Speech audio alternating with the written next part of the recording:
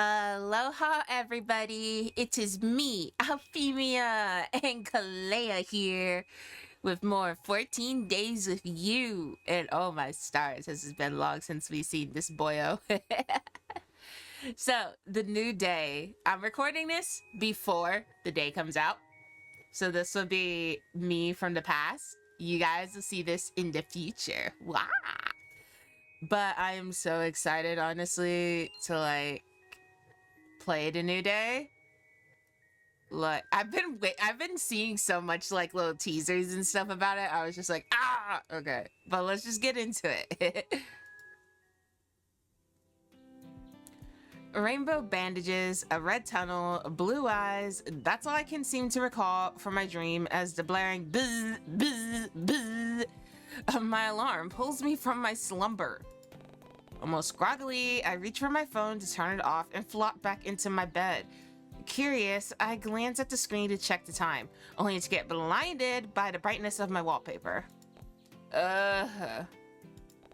Wincing at the bright screen that practically flashbangs me, I crack open one eye to read the numbers on the screen. 9:05 a.m. So it wasn't too early then. I still had plenty of time to get ready for the day and possibly make some waffles for breakfast. The batter would expire soon anyway, and I didn't really feel like visiting the bakery this morning. With that plan in mind, I let out a sleepy groan and roll out of bed. Muscle memory kicks in, and my immediate reaction is to open the blinds for some much-needed sunshine. But when I glance at my windows, they were already pulled back. The sunlight had been pouring into my room for who knows how long, and I didn't even notice. And when did I open them? I swear I closed the blinds last night. Our stalker is back in our apartment, and I don't like it. In fact, I was confident I did, because there was no way I'd be getting any sleep after finding out a potential stalker was creeping outside my window. Lord. Don't tell me someone broke in again. I try not to focus on the twang of dread slowly building up inside the pit of my stomach. I wasn't about to get to work. I wasn't about to get worked up again. And so early in the morning, too. Man, Mr. Stalker sure does have us on edge. This is not what I needed to start my day with. Deciding not to dwell on it for now, I stand up and gradually work out the kinks in my body. No way was I going to let this ruin the outing I had planned with Teo, Eleanor, and Leon. No. Not Teo. Oh, yeah. I almost forgot. We were supposed to go to the aquarium today. With that in mind, I make a mental note to dress appropriately as I walk over to my closet. Absent-mindedly, I run my fingers across some of my clothes before pulling something comfy from the rack. My usual style has never let me down before, so I decide to stick with the theme and wear something similar. I pick out a few more matching pieces and accessories before giving them all a cursory glance. Being satisfied with the items I chose, I nod in approval before heading to the bathroom to change. I doubt the hot water would work this early in the morning, so having a nice refreshing shower was definitely out of the question. Did I say in the previous videos how much I hate our apartment? Well, not that it really mattered. I still need to buy some more shampoo anyway. And... Strange. Was my toothbrush holder always this solid black color? I could have sworn it was gray. Picking it up from the shelf, I give it a once-over. The Haruko print was still there, yet it somehow felt heavier in my hands. But then again, I don't exactly go around meticulously measuring how heavy my items are in the first place. Today was seriously a day of overthinking, huh? Well, whatever. Putting the holder back on the shelf, I focus my attention back on the reflection of myself in the mirror and give an appreciative nod. The outfit I chose looked perfect, and once I put everything on, all I had left to decide on is how I should style my hair. What should I do? Yeah. I don't have hair. Hang on. Oh, wait, this is like the 4th save. Oh, geez. Why did I start saving way over here? Oops. Okay, I'll keep that in mind. That I accidentally did that. My hair is long.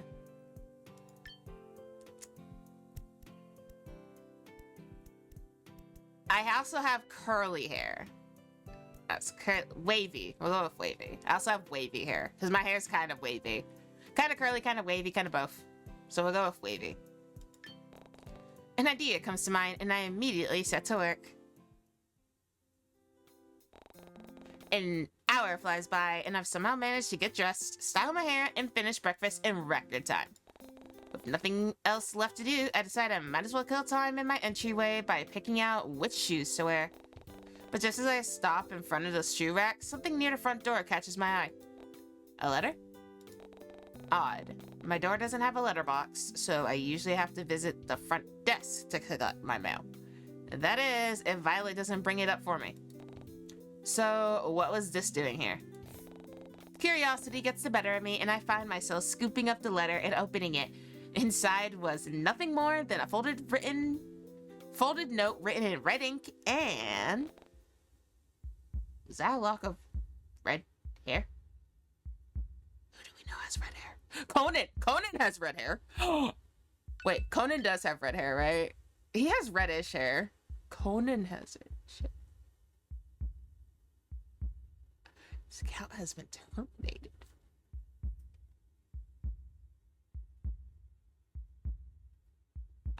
Whose account was this? Was this Olivia's account? Oh no. Oh. Oh. Oh, okay. Okay. What? What?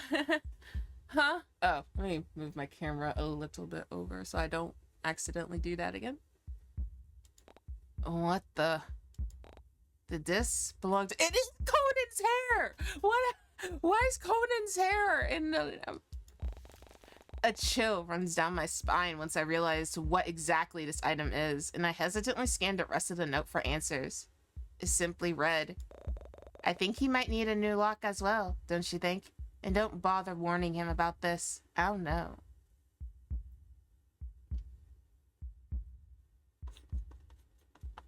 Why are we warning Conan about the... What? Huh?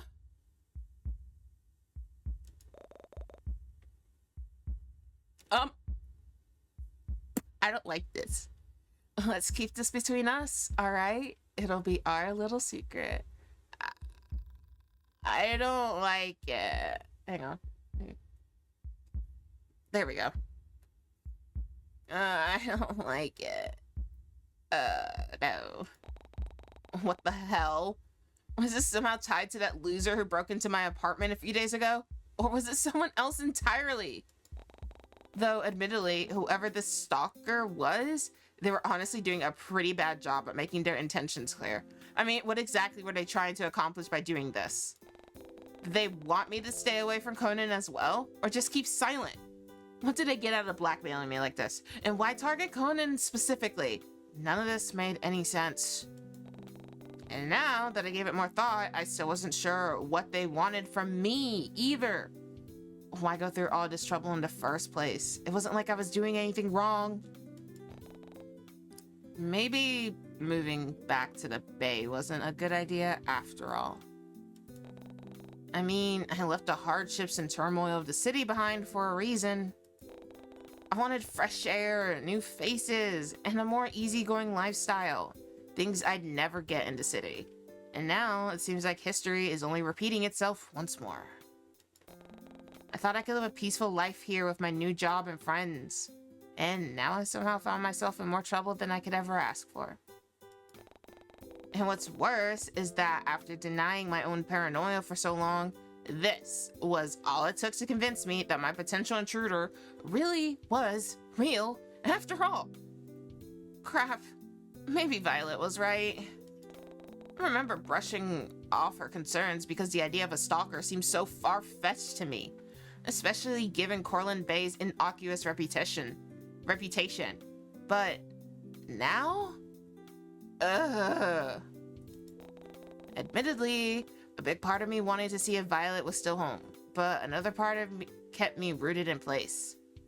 Would it be safe? And what if the intruder was still lurking outside? Buzz buzz. Ah. Suddenly, my phone goes off and scares the living daylights out of me. So much so that I end up dropping it on the hardwood floor and clambering to pick it back up in a panic. Crap, crap, crap, crap, crap, crap, crap, crap, crap. With shaking hands, I forego looking for any dents and cracks in the screen as I try to discern the reason for the noise instead. The letter T shows up where the caller ID should be, alongside a suggestive contact photo of someone's abs that I don't remember taking, which could only mean one thing. Teo! Ugh, I hate Teo. Teo is calling. It takes a few failed attempts, but I somehow managed to press the answer button and respond with a shaky tone. Hello? Well, dang, no. You sound like you just woke up. Not planning on sleeping in, are you? What? No, Good, because I'm outside your apartment right now. Great. Just what I wanted. Your neighborhood looks like crap, by the way. It smells like it, too. Thanks, Teo. That's what every girl wants to hear. Shit. Did you seriously call me just to make fun of where I live? I called to tell you to hurry up, unless you want to walk to the aquarium. In fact, maybe I should just... dang it. Well, well, well, if it isn't little Miss Priss all by her lonesome. Oops, she looks bad. Teo's voice practically oozes smugness as he taunts whoever it is he's talking to. Most likely Violet, before I hear him adjust the phone and continue speaking. Oi, dollface, hurry up, won't you? Such a gentleman, jeez. I'm practically swooning. He hangs up before I can mutter out a response. But still, knowing that Teo is downstairs somehow gives me the confidence to leave the safety of my home. Though not before committing the state of my apartment to memory and triple checking my lock. I have half a mind to quickly snap photos of everything to see if anything was touched in my absence, but I doubt I'd have enough time. Still, if my stalker does decide to come back again, I'd want to know. But now that I'm thinking about photos, this gives me the perfect opportunity to splurge on some security cameras. I've been needing them for quite some time now anyway. With all this talk of violent crimes, dead bodies, and a murder happening on the news lately, and now this intruder, I figured it'd be better to be safe than sorry. So deciding to let Teo suffer even just a little bit at the hands of Violet, I pull out my phone to scroll through some home security bundles on sale as I make my way towards the lobby. Teo ended up being uncharacteristically quiet throughout the drive, and if I were being honest, I appreciated the silence. It was definitely odd not having our typical playful banter, but it also wasn't something I needed first thing in the morning. He also doesn't seem in the mood to be disturbed, given how he clenches the wheel with one hand while the other supports his head against the window ledge like some angsty teen. So I tried to settle further into admittedly comfy seat of his luxury car and focused my attention on the scenery as it passes by. It isn't long before the aquarium comes into view as Teo looks around for a decent place to park. We must have picked a busy day to visit, considering the amount of cars parked both outside and in the reserved parking area, though Teo seemed to have somewhere in mind. I watched as he drives straight past a very clearly labeled no-go zone and pulls up into one of the empty spaces without so much as a reaction. Teo, your luxury car is gonna get towed. He doesn't even wait for me to get out before he opens his door and walks to the front of the car, and not wanting to be left behind, I quickly follow suit. Teo, jeez. Chill the fuck out, dude. Teo? I was about to question whether he was allowed to park in the employee zone in the first place, but given how he shamelessly pulls down one of the warning signs and tosses it into a bush, I figured that was my answer. It doesn't take long before he's right by my side once more and ushers me towards the front entrance. Did I say how much I hate Teo? I almost stumble over my feet as Teo pulls me along, but not before almost bowling over him as he abruptly stops in front of me. Look at that, almost like a loyal dog, isn't he? Huh? Glancing in the direction he was pointing, I see Leon sitting on one of the benches as he absent-mindedly watches people go by. And once he catches sight of us, he immediately leaps to his feet and rushes over with a wave and a warm smile. It's a good thing he doesn't bite. At that snarky comment, I nudge Teo with my elbow and send him an eye roll. I doubt he takes any notice of it, though, since Leon's arrival takes up all of our attention. Leon! Heyo, you look good, sunfish. You're not so bad yourself, oarfish. Hello, I'm here too. Yeah, nobody cares about you, Teo. This ain't about you. Eleanor hasn't arrived yet? Scoffing at our playful dismissal, Teo cracks a joint in his neck and crosses his tattooed arms. However, he doesn't seem to stray from his spot, which meant that he still had an interest in our conversation. At his almost childlike reaction, Leon shoots his friend a cheeky, lopsided smile before continuing. I'm sure she's on her way. She said something about wanting to get her steps in our group chat. Is that why she didn't want Teo picking her up? And actually, I don't know if you realize, but you guys were 15 minutes early. Really? No thanks to Teo's speeding, I guess. And what about you? I'm guessing you had to walk all the way here, right? There's nothing wrong with getting a bit of exercise in the morning. I'm sure Eleanor would agree. And I just got here, actually. Really? Because it looked like you were sitting on that bench for a while. I just sat down. Long enough to stretch your legs, huh? Okay, yeah. So maybe I did arrive half an hour early. But I was excited. It's been a while since I've been to the aquarium. Even longer since you've seen Dollface over here, I bet. Huh? What, me? What about me? Can you blame me? We've been separated for years. Now we're finally reunited again. It must be fate. No, destiny. Playing along with Leon's dramatics, I lean against his side and clutch at the spot above my heart. It's written in the stars. You guys are genuinely so embarrassing. You hang out with us. Oh, there goes. Hearing Teo huff once more, Leon and I both watch as he tries to distance himself by looking at the posters on the wall. No doubt feigning interest in it. It wasn't like Teo really cared much for marine life. All his world revolved around was wealth and luxury, giant tech companies, and probably starting fires.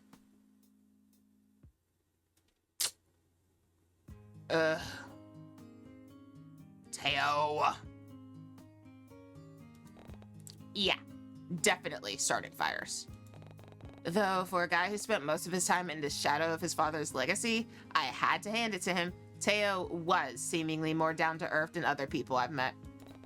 He didn't have to spend time with us, but he did. And as much as he'd often joke about not wanting to affiliate himself with people outside his tax bracket, Teo sure seemed to like hanging out with Jay, Leon, and me. I wonder, does he ever feel lonely? Before my thoughts can delve any further, I feel a gentle nudge at my side. Looking to my left, I see Leon peering at me with a curious expression. You know, I'm really glad you came, but I'm honestly surprised you agreed to this. Surprised? What do you mean? Well, you know, is Ren okay with this? Ren? The guy we met at the pier the other day. He said something about being your boyfriend? Yeah. You see. Oh, right, my boyfriend.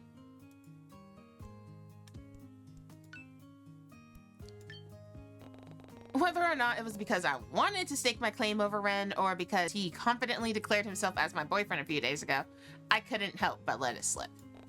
But Leon seems to pick up on the hesitance laced within my words, given how he inquisitively tilts his head and sends me a reassuring smile. Is it still a new thing for you? I'm sure calling someone your boyfriend must take some time to get used to. Take things at your own pace.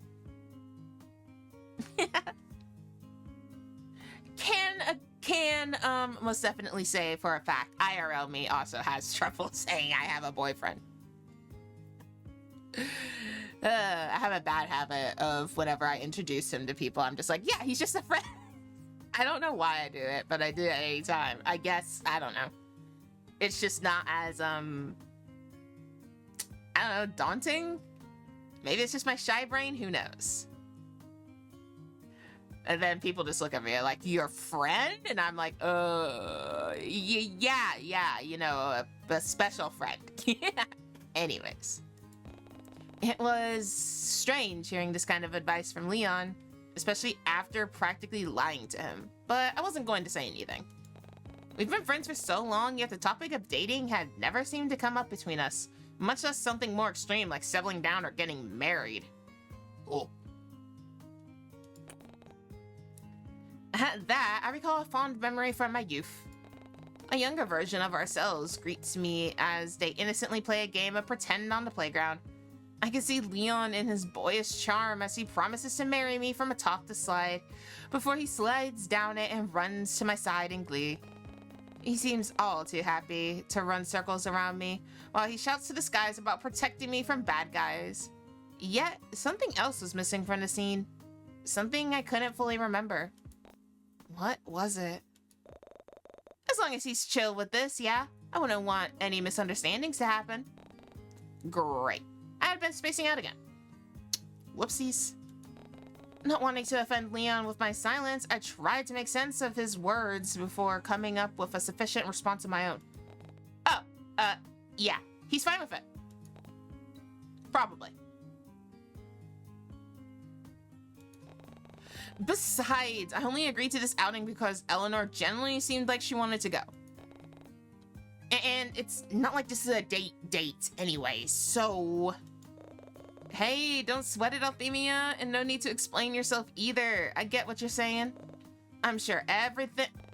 Leon cuts himself off when he notices something behind me. And when I turn around to look, I see Eleanor running up to the group with a flushed expression on her face. But as she draws near, she clumsily trips on a stray piece of cobble and tumbles forward. Ah! Without thinking, I lurch forward to close the gap between us, but Teo's muscular arms beats me to it. Almost effortlessly, he reaches out to catch her, almost like those cliche romance movies. Except not at all, because Teo was allergic to anything romantic.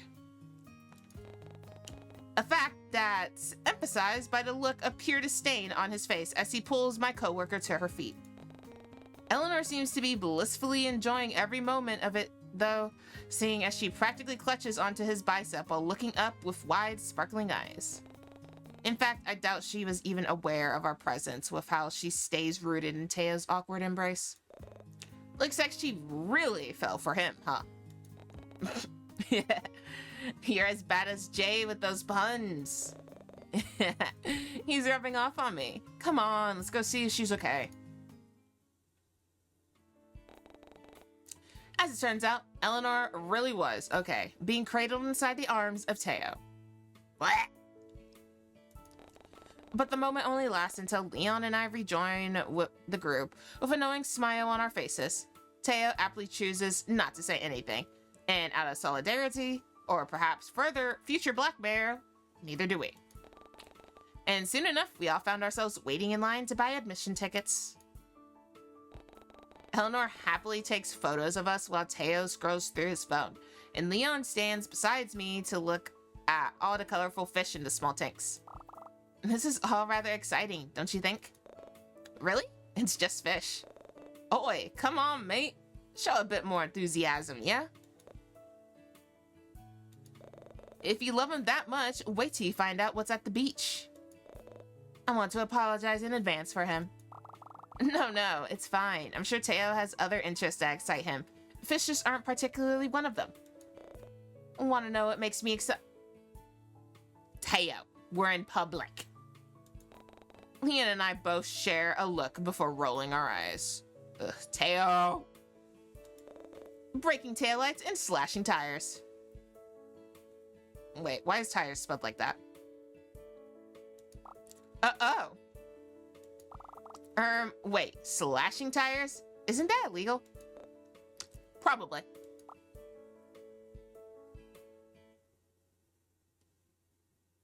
I'm done with him. I'm so done. So done. I'm just messing with you, princess. Listen up a little. All too quickly, the lighthearted mood gets replaced with something serious as Leon's phone starts buzzing. Recognition flashes across my childhood friend's face as he looks at the screen before he awkwardly scratches at the back of his neck and points towards the entrance with his thumb. Sorry, guys. Give me a sec. Without waiting for a response, Leon makes a beeline for the front door. After a few seconds, I see his figure emerge from outside the large windows, pacing back and forth on the sidewalk as he talks to someone on the phone. Judging by the solemn expression on his face, I can only guess that the call isn't a good one. I sure hope everything's alright. Too caught up in Leon's shift in demeanor, I barely notice how Eleanor's hand gently pushes Teo and I forward so they can speak to the clerk at the front desk. Broad, tattooed shoulders now block my view from the window, which causes me to shift my attention back to the present. But Teo doesn't seem to notice my lack of focus, or perhaps he just doesn't care, as he pulls out a black card from his wallet and leans over to me to hand it to the woman behind the counter. He could have gone without the nonchalant, smug look on his face, but I wasn't about to say anything when he was literally about to pay for my admission fee.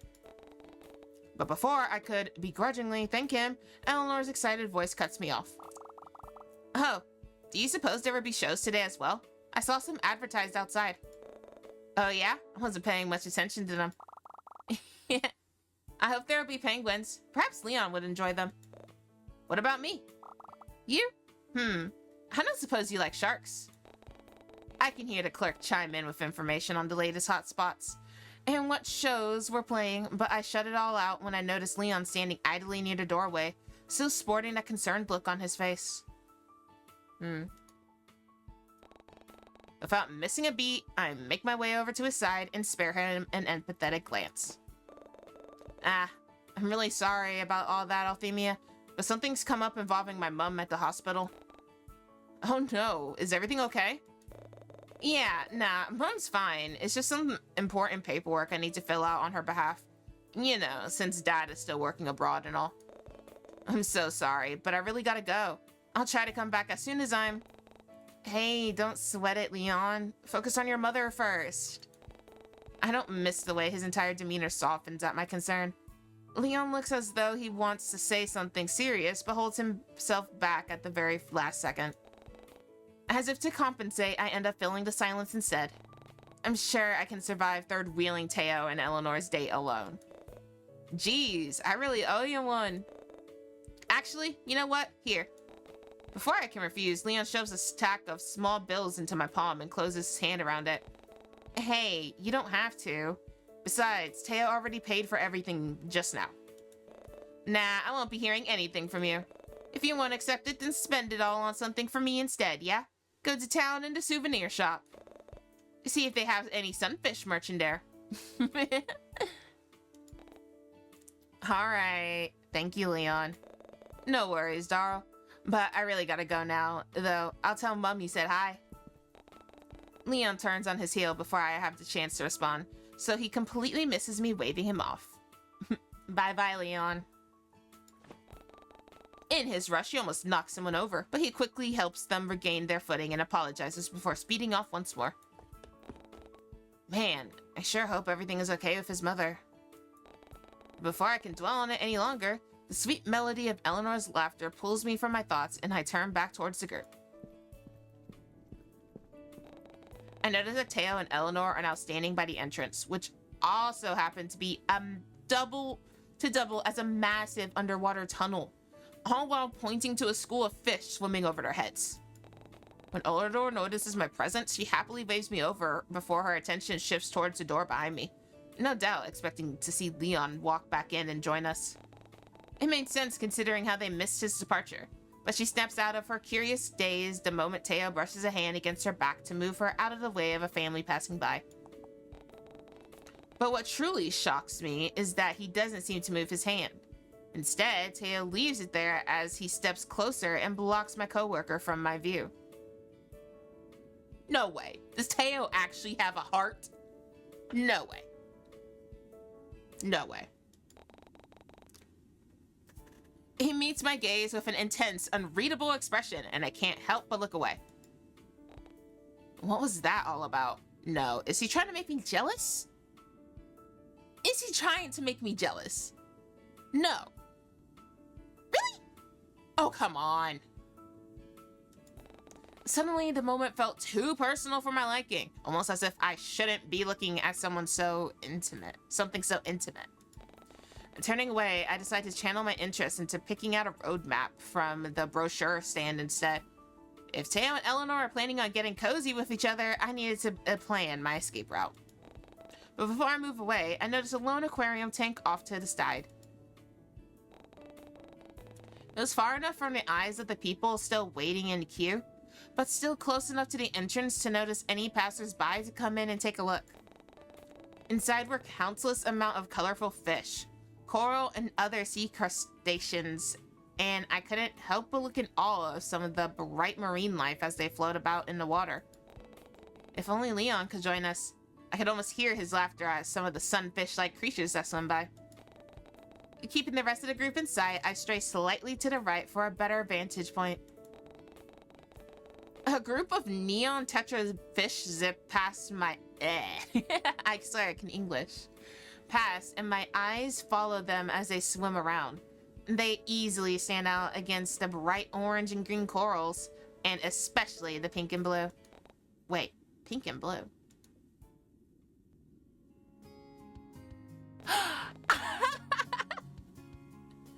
No way. It's a wren.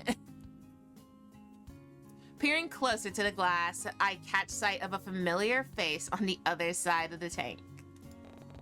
Wren doesn't seem to notice me yet, seemingly far too entranced by the brightly colored creatures as they swim by. His soft eyes follow some of the smaller fish as they dart across the tank before swapping over to the group of guppies swimming past. Look at his hand. Oh my star. I remember reading something about he was burned, but oh my stars. You can really see it now. Suddenly our eyes met, and the moment the fish split up, and I watched as Wren's expression morphs from surprise into a sickeningly sweet look. He tries to say something, but the words come out inaudible due to the glass separating us. As if realizing, Wren instead points to one of the fish off to the side before resting his hand on the glass and mouthing something else. I still can't fully understand what he was trying to say. That is, until my eyes land on what he was pointing at. Catching me off guard, I watch in awe as a lone fish swims between us and captures both of our attention.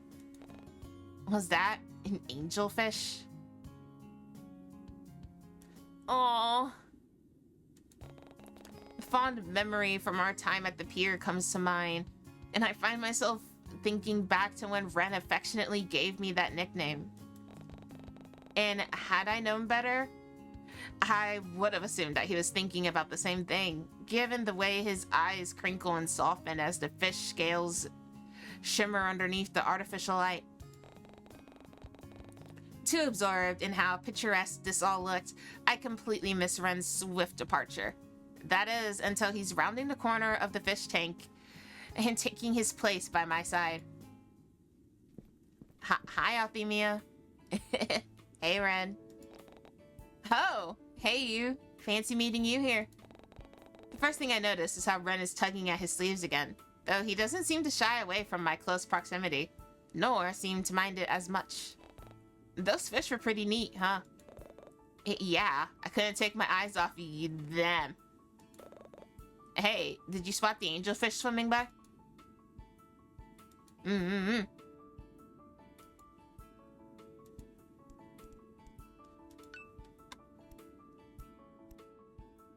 I did. It was so captivating. It was? Huh. I couldn't stop looking as well. Yeah, I didn't even know they could be that color. Actually, this might sound cheesy, but after you mentioned the angelfish, it reminded me of our date by the pier. Remember? How could I forget? It's one of my most treasured memories, Top 3, in fact. Not wanting to let this opportunity pass, I decide to tease around a bit. Oh, please, top 3. Don't laugh. If you get to be cheesy, why can't I? Good point. Well, in that case, if you get to give me a cheesy nickname like Angelfish, why can't I? Wait, you want to give me a nickname? Come on, it's only fair. Though, to be honest, I don't know any pink-colored fish. Dang it. Oh yeah? That's too bad. Hey, don't think you can get away that easily, Buttercup. I'll think of something better eventually. Eventually? Eventually. Trust me. Eventually. At that, Ren lets out a puff of laughter before returning his attention to the tank once more. He doesn't seem to stray from my side, though, and it's then that I realize, what was he doing at the aquarium at the first place? Without missing a beat, I take a step closer and voice my thoughts. You know, I wasn't expecting to run into you here. Oh, really? Yeah, no offense, but you don't really seem like an aquarium guy. Is that so? I don't have any plans for today, so I figured I'd do a bit of under-the-sea sightseeing to pass the time. Plus, I finished a book you recommended the other week, the one about the underwater city. I guess it inspired me to come here. Really? Did you like it? What did you think about it? I enjoyed it, especially the part where... Oh, this is Say. Look at that. Ren isn't shy about how he leans over my shoulder to point at something outside my peripheral vision. I follow his finger, and between the driftwood and coral, I spot Eleanor and Teo standing awfully close together. I don't miss the way Teo sizes up Ren, even from a distance, before he tears his gaze away from us with an inaudible scoff. Is he trying to make me jealous? No. Is he? Teo! A surprised sound escapes the back of my throat as I watch Teo unabashedly run a hand down my coworker's side. But what truly shocks me is the way Eleanor boldly grabs his arm and loops her hand around it. No way. That's, wow. I honestly didn't know she had it in her. And while her confidence shocked me, it also sparked a bit of curiosity inside me as well. Even though we all established that this wasn't an actual date, Eleanor still wanted to treat like one. But now that I really think about it, isn't this familiar to the date I shared with Ren at the pier as well? The next thing I know, I find my mind wandering to all the time as I held Ren's hand as we walked along the boardwalk. And right now, it looked all too tempting with how it was casually resting against the glass. I could easily fit the palm of my hand in his, and I'm sure he wouldn't mind in the slightest if I were to reach out right now and... No. Come on, Althemia, what were you thinking? Although, come to think of it, wasn't I the one who initiated most of the hand-holding during the moments we spent together? Maybe he'd be okay with it after all. Should I? Oh, I'm gonna do it. Gimme. Hang on. Give me your hand. It's mine now. Before I can talk myself out of it, I reach out and slip my fingers between Ren's palms and the glass of the tank. His skin feels uncharacteristically coarse and rough against my own, but before I can question it, I brush against something cold and metallic instead. Daring a curious peek, I look down and notice a golden ring on one of his fingers. In fact, it appeared to look vaguely similar to the one around his neck, but as soon as I open my mouth to ask, Ren casually slips his fingers between my own to entwine them. He gives me a soft smile, almost as if he knows this was going to happen, before Eleanor's voice pulls me back to the present. Althemia, there you are. Why didn't you say anything earlier, Teo? The feeling is mutual, Teo. Where'd pretty boy run off to? Princess over here said he'd have to leave early. And dang, if it isn't Buttercup. It's Ren, actually. Ugh, not this again. Before the two can have the chance to butt heads, I carefully step in and interrupt. Ah, something came up at the hospital, so Leon had to go. Oh dear, I hope everything is okay. He assured me that everything's fine, so I wouldn't stress too much about it. I watch as Eleanor shuffles on her feet in contemplation before noticing the item still grasped carefully in her hands. And that's a relief, but oh. What do you suppose we should do with this ticket then? Shall I ask for a refund? It's fine. That's like loose change to me. I'll make it back in 45 seconds. What, huh? Okay, show off. Jeez. Still, we shouldn't let it go to waste. Oh, I know. Eleanor's expression shifts from revelation to something more cheeky as she turns to me with a small, knowing grin. She leans close enough to whisper, but doesn't seem all that quiet about it. Here, why don't we give the ticket to your lover boy? Okay.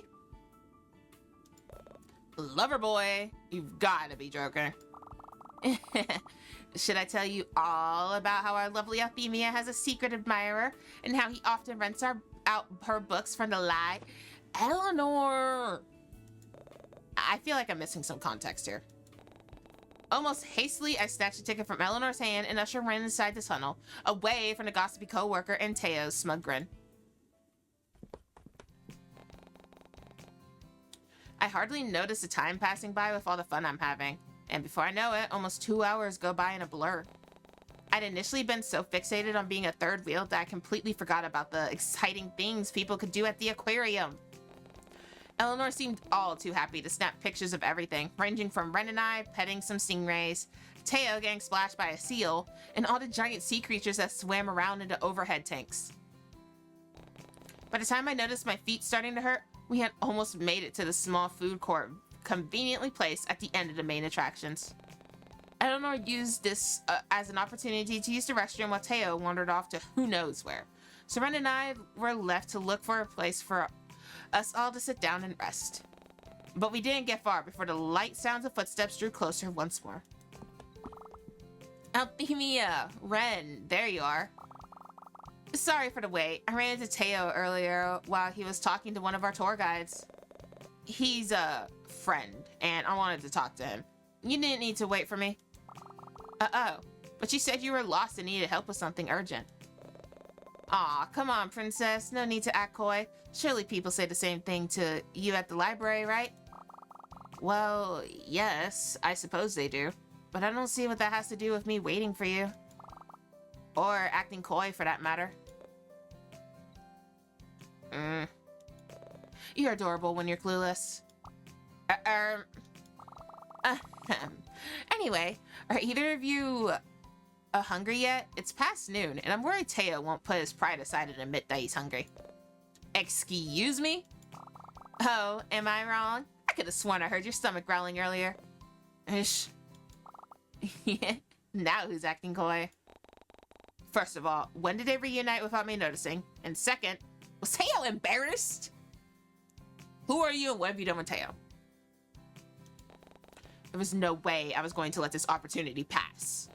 Aw, is the big baby hungry? Didn't eat breakfast this morning, did you?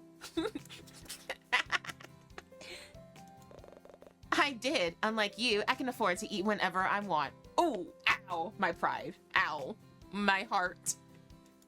Though it came out blunt and harsh, I knew Teo was only joking. Then why don't I go and get us all something to eat? Any preferences? Allergies I should be made aware of? Aw, why do you care, princess? You planning to kill me or something? It's only natural to worry about the health of others. I wouldn't want to give you something you're allergic to.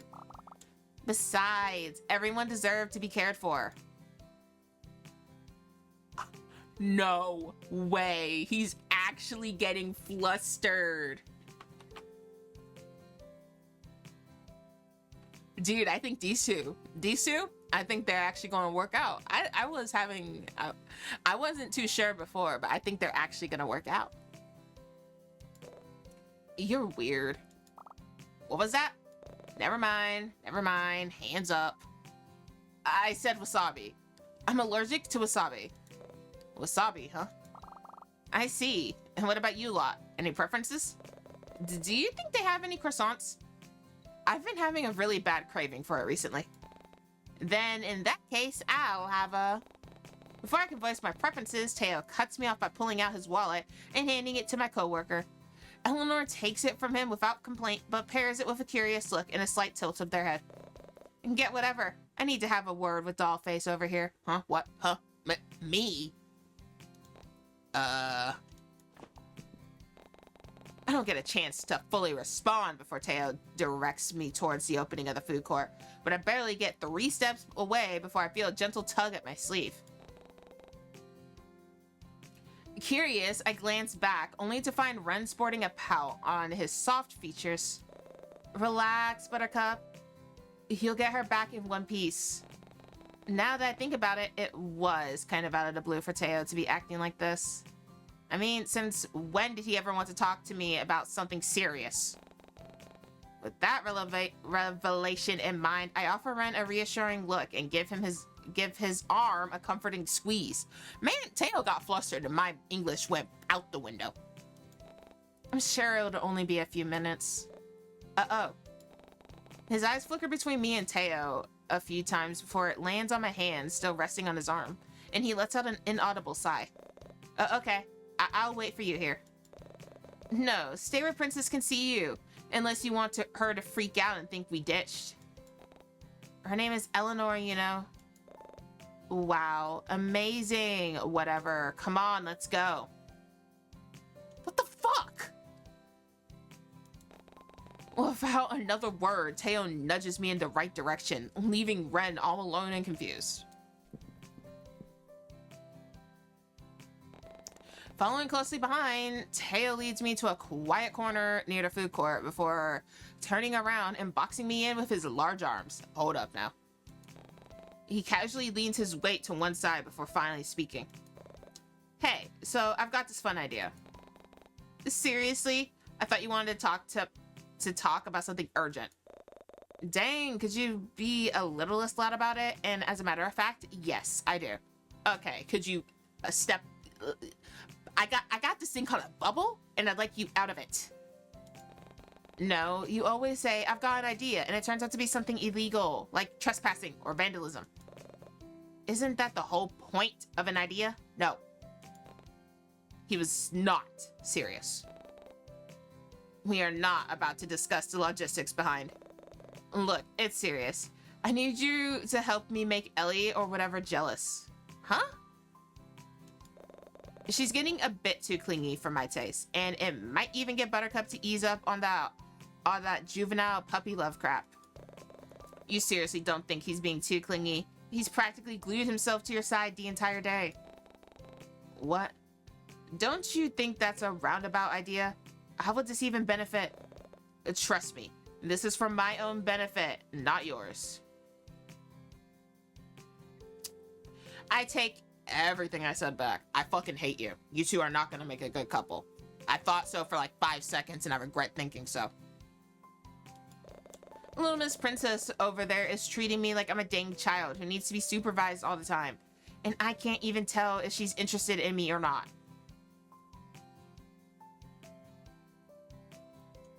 Dude, she's head over heels. What are you talking about?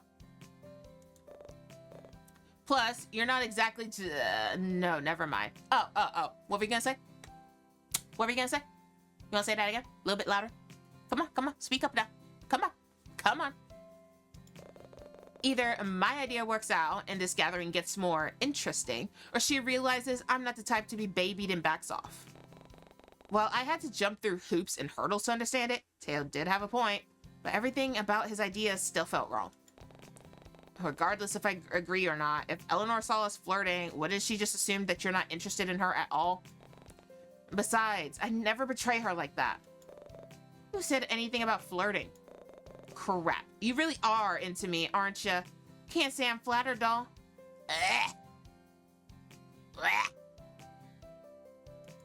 Excuse me. All I was gonna do was ignore her for a bit. Make them think you're more entertaining or something.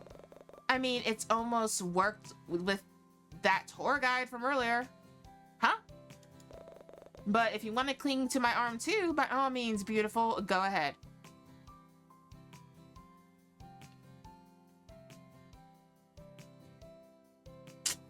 I hate you. I hate you so much. I just want to drop kick you. You're so insufferable. So, is it a yes or a no? Now. I still don't know what you want me to do exactly. And Teo's gaze shifts to something behind me before a light ignites in his eyes as he sends me a sly smirk. Just follow my lead. I don't like where this is going. I barely have any time to process his words before Teo places a hand on the small of my back and pulls me closer to his side. His voice is louder than usual, and it's then when I notice Eleanor and Ren slowly coming into view. See that storeroom over there? Looks like it's unlocked. This ain't going well. This ain't, I don't, oh, God. Wanna go check it out? What are you? Come on, dawg. You're really not interested in having a bit of fun. Loosen up a little. All of a sudden, I feel my phone vibrate in my pocket. But just as I move to pull it out, Teo gives me a pointed look and I find myself stalling.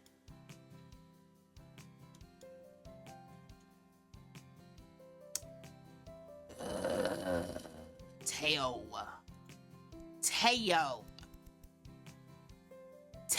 I hate Teo.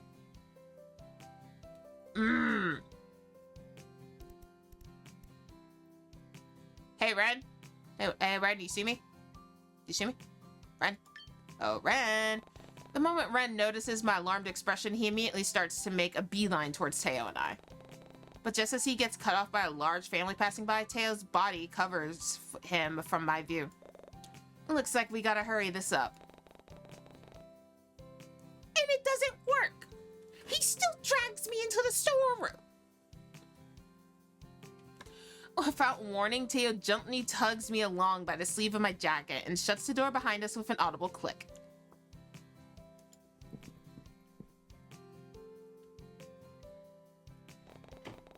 Darkness envelops the both of us as I strain to make out the sign of Teo's shuffling in order to pinpoint where he is.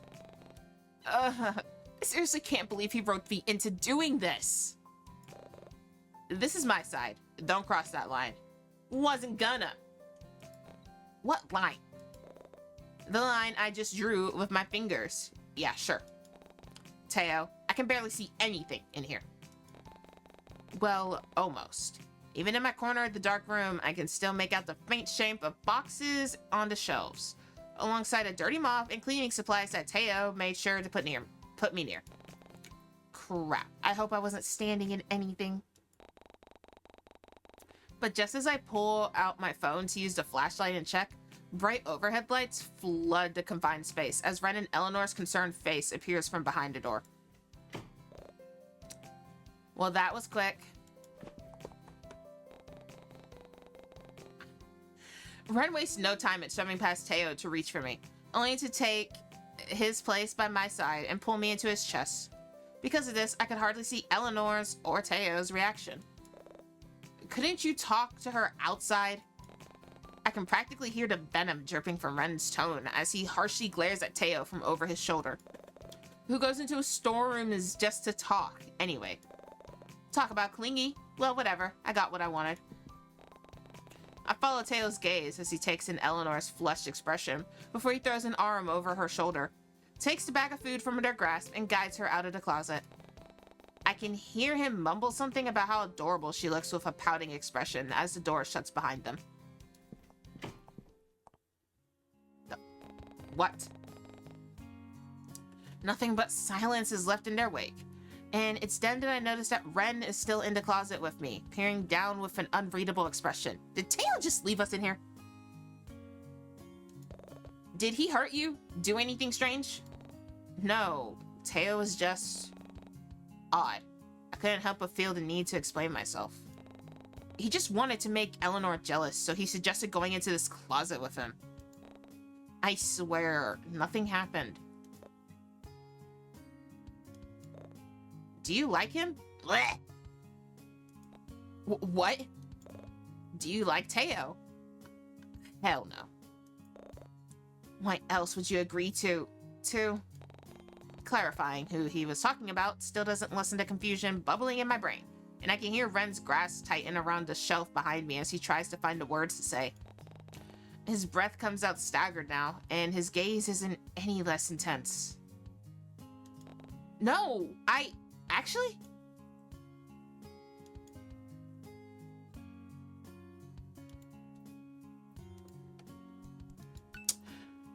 I couldn't care less about Teo. A foreign emotion sparks within Ren's eyes before he closes them and rests his forehead against my own.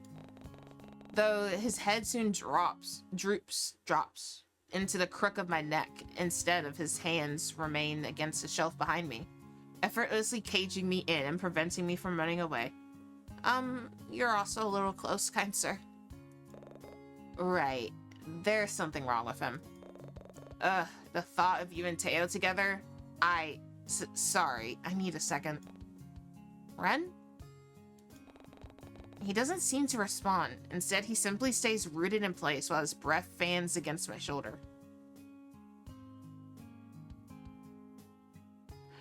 I mean, I guess I'm okay with you in my bubble.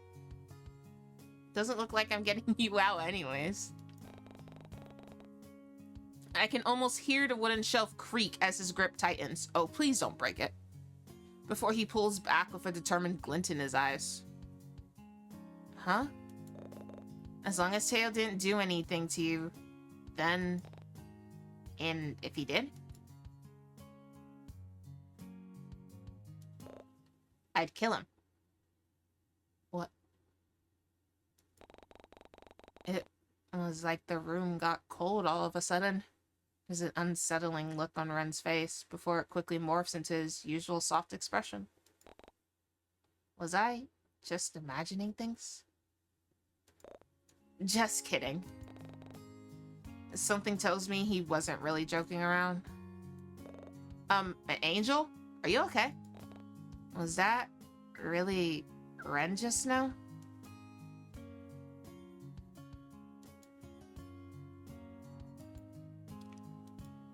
Why? Well, huh? Huh? Ooh, I want to encourage him. There's little bubbles in my brain that's like, what if? But that's kind of scary. But what if? But scary. We'll come back to it anyways. You know what? Maybe you should have. I can't really stand people who do whatever they please for their own selfish reasons. I glare at the floor as I recount how Teo had been treating me lately, like I was something expendable to throw away once he had his fun. Besides, wasn't that what he essentially did? Once Eleanor came in, he didn't look twice before leaving with her. You'd be okay with that? With Teo dead? Yes. No! Why am I... Okay, wait, hold up. This went too far. Really? You sure? I'm sure. He stares at me with wide eyes, and it almost makes me regret saying anything in the first place. I don't really know what just came over me, but still, I did not like that at all. I regret that choice. Some decrepit and morbid part of me generally did believe that Teo would have been better off at the bottom of Lake Blue Moss. Okay, I regret that choice. I really do. I never really let it get to me, but I've honestly had it up to here with people like him. Those, what's that word? Hedonistic individuals who only care about themselves and never the well-being of those around them. Perhaps it was why I moved away from the city in the first place, to escape people like Teo. In some messed up way, at least it brought me closer to someone as understanding and considerate as Ren. Speaking of, I dare a glance towards my pink-haired companion, only to find him staring back at me with a soft smile. He leans in close this time, as if he wanted to whisper something for only me to hear. Well, if I ever need to hide a body, I'll know who to call now. No way you're getting me involved with your crimes. No, but I think it's a genius idea. They'd never suspect a cute librarian. Not that the mood had lightened, I give Ren a playful shove and roll my eyes. Well, Now that's all sorted, I think we should leave this dingy storage closet by now, don't you? I mean, we've been in here for a while. And Nori has our food. I suppose we should leave, but I guess there's something sort of comforting about this closet. Or maybe it's just you. Huh? Being this close to you, I like it. Where was this coming from? Suddenly, I can hear Ren's arms shift from beside me and move towards my face instead. His fingertips hover close to my cheek, and for a brief moment, I almost find myself wanting to lean into his touch to feel his warmth. But he pulls away at the very last second, and instead rests his hand by his side once more. Ren? I don't want to be a hypocrite. He sends me yet another soft smile before stepping back and awkwardly tugging on the end of his sleeve. A hypocrite? What did he mean by that? Confused, I press him for answers, because I'm also confused. Like, what? What do you mean? I came in here thinking Teo was putting moves on you to get a rise out of me. If I'm being honest, part of me wants to think that he's still outside waiting for us to leave. I want to... He covers his mouth with his hand as he awkwardly shifts his weight from one foot to the other. Ren almost looks like he's weighing his options, and I can't tell if it's a winning or losing battle in his mind. All I can do is offer him a reassuring look to let him know he can speak more freely with me. I mean, we did just have a heart-to-heart about the appropriateness of murder a few minutes ago. I kind of want to make him jealous too. Oh? I mean, I'm supposed to be paired up with you today, not him. He has no business trying to take you from me. Not like he could, anyway. His words remind me of the day at the pier when that pushy cashier kept trying to flirt with Ren. I won't lie and say that I hadn't been affected by it. It's hard not to be when being with Ren had been with most exciting things as of late. But I still had so many things I needed to discuss with him. What better place to start than here? About that. Remember our time at the boardwalk the other day? Our date by the pier? Yeah. And how that cashier tried to... Well, I'm not really sure what she was trying, but she seemed really cozy with you. Cozy? Did it come across that way? I thought I made my intentions with her clear. The confusion must have been written all over my face as Ren takes it upon himself to elaborate further. I may have threatened to push her down the staircase. I wouldn't really do it, though. What? You really tried to threaten her? Yes, but only because she tried to take me away from you. I never want to make you upset, or leave your side, for that matter. We were having fun together, and she had to come along and ruin it. Making you upset like that? That clingy leech had it coming. Besides, whatever she had to show me downstairs probably wouldn't have been that interesting anyway. I'll let out a deep sigh and weigh Ren's words. Was he really telling me the truth? I swear, I'm not interested in her, Angel. In fact, I'm not really interested in anyone who isn't you. I guess I haven't been really forward enough with you, huh? In that case...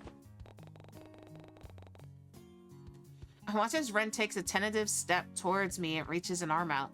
But before I can feel the cool touch of his hand on my cheek, he seems to hesitate. But when I take my own step closer and lean my head into his hand, Ren's demeanor seems to melt instantly. He sends me a soft smile before fully committing to cupping my cheek. Believe me when I say my only interest is in you, Althemia. No one could possibly sway me away from you. I'm yours completely. All of me and more. Ren's gaze is almost intense as he peers down at me. Sincerity manifests on his face and in his words, and I find myself slowly believing it.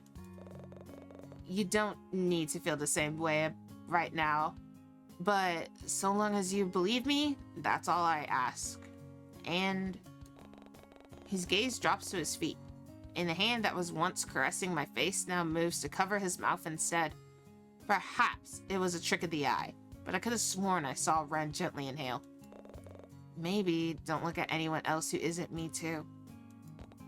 What was that? Nothing. Just wondering if Mr. Wasabi Hair is still outside the store. Wasabi Hair? Why don't you go check then, Buttercup? I'll wait here. No, I like being here with you instead. Ren takes yet another step closer. We're practically chest to chest at this point, until I could feel the warmth radiate from his body and bring me comfort. No one compares to you. I could bask in your company for as long as you let me. I'd never tire of you. Oh. Was that too much? I figured I'd be more honest and open with you to avoid any more misunderstandings. But I can dial it back. Or not do it at all if you prefer. I don't mind it, Ren. I wasn't expecting it, I guess. Normally you're more reserved? Almost like Haruko, right? What a coincidence, huh? I suppose he's my favorite character for a reason, you know? And is it winning me any points? We'll see. I can feel Ren's breath ghost against the shell of my ear as he lets out a puff of laughter. Can't believe I'm getting jealous over an anime character. Hey now, unlike Haruko, you're real. I can touch you. Ren's face seems to immediately flush at that. Besides, imagine how Teo must be feeling right now. We've been in here for how long now? You know, I don't think you'd be on board with making him jealous. Really? Yeah, but if you're still up for it. Oh. Oh. There's a mischievous glint in Ren's eyes, making him look younger and more youthful than he normally appears. What harm could a little prank do? I did want to get back at Teo for making me go through with this in the first place, and admittedly I was enjoying my time with Ren in the closet. I wouldn't have had this much needed conversation otherwise, nor would I have gotten any clarity if I'd kept pondering over it endlessly. With a lopsided smile of my own, I come to a decision.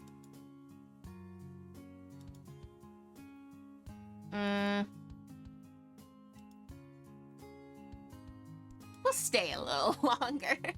We'll stay a little longer. I'm sure we could spend a few more minutes inside this closet. We could really sell it if you let me tussle your hair a bit. Only if you turn your jacket inside out too. Though, something tells me Teo would see right through it. Yeah, I guess he'd be all too familiar with this sort of thing, huh? Hey, have you heard? Deciding that if we're going to spend a bit longer inside this closet, I might as well have fun with it. Without missing a beat, Ren leans closer to me and lowers his head so I can whisper into his ear. One time, Teo got caught fraternizing with the mayor's son at some club. Apparently, he left with the wrong tie and belt. Seriously? Yeah, it was all over the news. Wow, I must have missed it. I don't usually watch TV. Oh, and what do you do? I rent good books and chat up beautiful librarians, of course. And do you normally chat them up in dark closets as well? Only one. Aw, I'm special. So far, I'm hoping it will stay that way. The smile Ren sends me somehow makes the closet feel so much brighter. Hey Teo, you're pissed yet? And soon as Ren and I exit the storeroom, the first thing we notice is that Teo, Eleanor, and our food were nowhere in sight. Well, I guess the resident arsonist really got what he wanted after all. And for some reason, Ren seems just as bummed about the situation too. Whoops. They really just left? I guess so, which kind of sucks because Teo was my ride home. Oh, I can drop you off if you want. Or we could go to my place. It's not far, and we still have some time to kill. All of a sudden, the chilling thought of a potential stalker lurking about returns, and I wills the unsettling feeling in my stomach to calm down. Perhaps going home wouldn't be the best idea right now, especially if someone might still be waiting there for me. Ren's innocent offer lingers in my mind, and I offer myself feeling more and more inclined to take him up on it as the seconds pass. I mean, I definitely would feel much better if I had someone else around in the off chance that something were to happen. Plus, Ren did once offer to let me stay at his place if something ever went wrong. And some part of me felt almost safe in his presence. Still, I didn't want to concern him with my troubles, let alone potentially put his well-being at risk. I also didn't want anything to happen but to Conan by revealing too much to Ren. So maybe it would be best to keep quiet about my problem and accept his offer. And if I changed my mind, I'm sure Ren would be kind enough to bring me home. So, with a forced smile, I peer up at Ren with a determined look and give him my answer. Sounds good to me. The walk to the parking lot was slow and uneventful, but I didn't seem to mind. I was having fun with Ren as we playfully nudged each other along the sidewalk, and the banter we shared helped to brighten my mood. Eventually, though, things started to wind down, and I found myself trying to fill the silence. So, Teo and Eleanor, huh? Somehow the conversation keeps falling back to the pair, and I just couldn't understand why. It wasn't like I was actively trying to think about them, though. Maybe I just needed to rack my brain around it for the thought to leave my mind. A sideward glance in Ren's direction shows that he genuinely was considering my question. If the pursed lip and head tilt were anything to go by, and I couldn't help but chuckle. It sure is a weird combo now that I think about it. But, well, if it works. That's true. I suppose it's just hard to imagine Nori with someone like Teo. Ugh, Teo. Do you think it's impossible being with someone who's not your type? I guess it depends on the person. I see. What about you, Ren? Think you could be with someone who might not be your type? No, absolutely not. Oh, jeez. His response is immediate, and it has me turning my head in my pink-haired companion's direction. I mean, you're my type. Why would I want to be with someone else who isn't you? Oh, but this isn't about me, right? You asked about Eleanor and Teo. Yeah. Well, do you think they should be a couple? I choose to ignore the way Ren evades my initial question, but I won't lie, his own musings does leave me pondering. Did I think my friend and coworker would be a good couple? Hypothetically, of course, I was well aware of the fact that the Teodoro Alvarado would never settle down with anyone. But still, if anyone would be able to get Teo to change his ways, I'm sure Eleanor could do it. She just has a certain charm about her that makes everyone want to be a better person. I had no doubt that even people like Teo wouldn't be immune to it.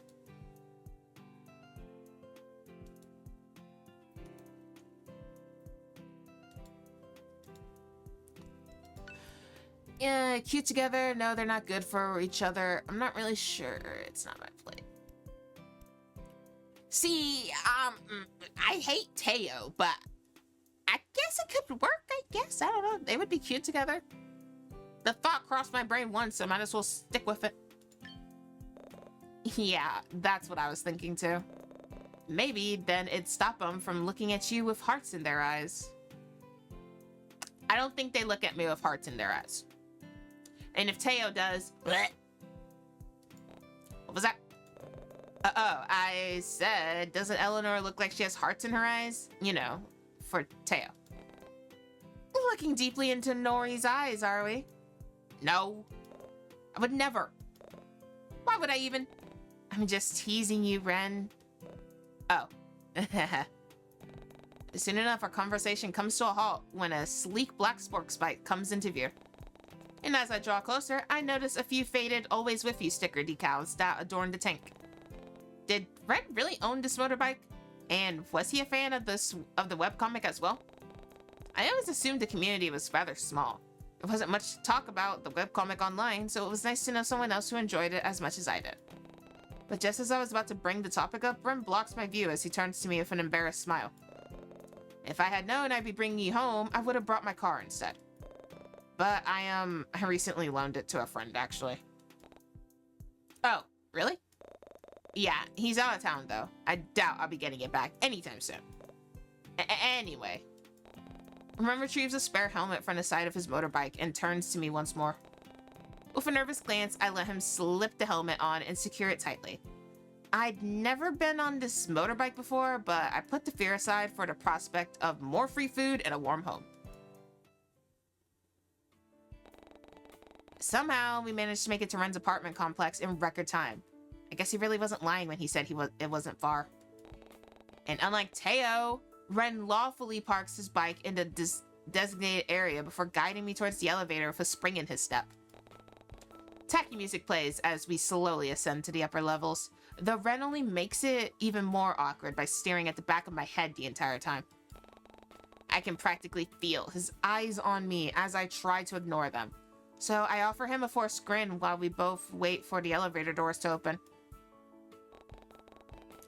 Once they do, I was immediately met with a grandiose corridor and large spacious doors, and I found myself wondering how much it costs to live in a luxurious place like this. Dang, did Ren really live here? Too lost in thought, I aimlessly follow behind my pink-haired companion as he leads me towards his door before bumping into his backside when he abruptly stops in his tracks. Concerned at his odd and sudden reaction, I glance up, only to find him staring intently at the floor.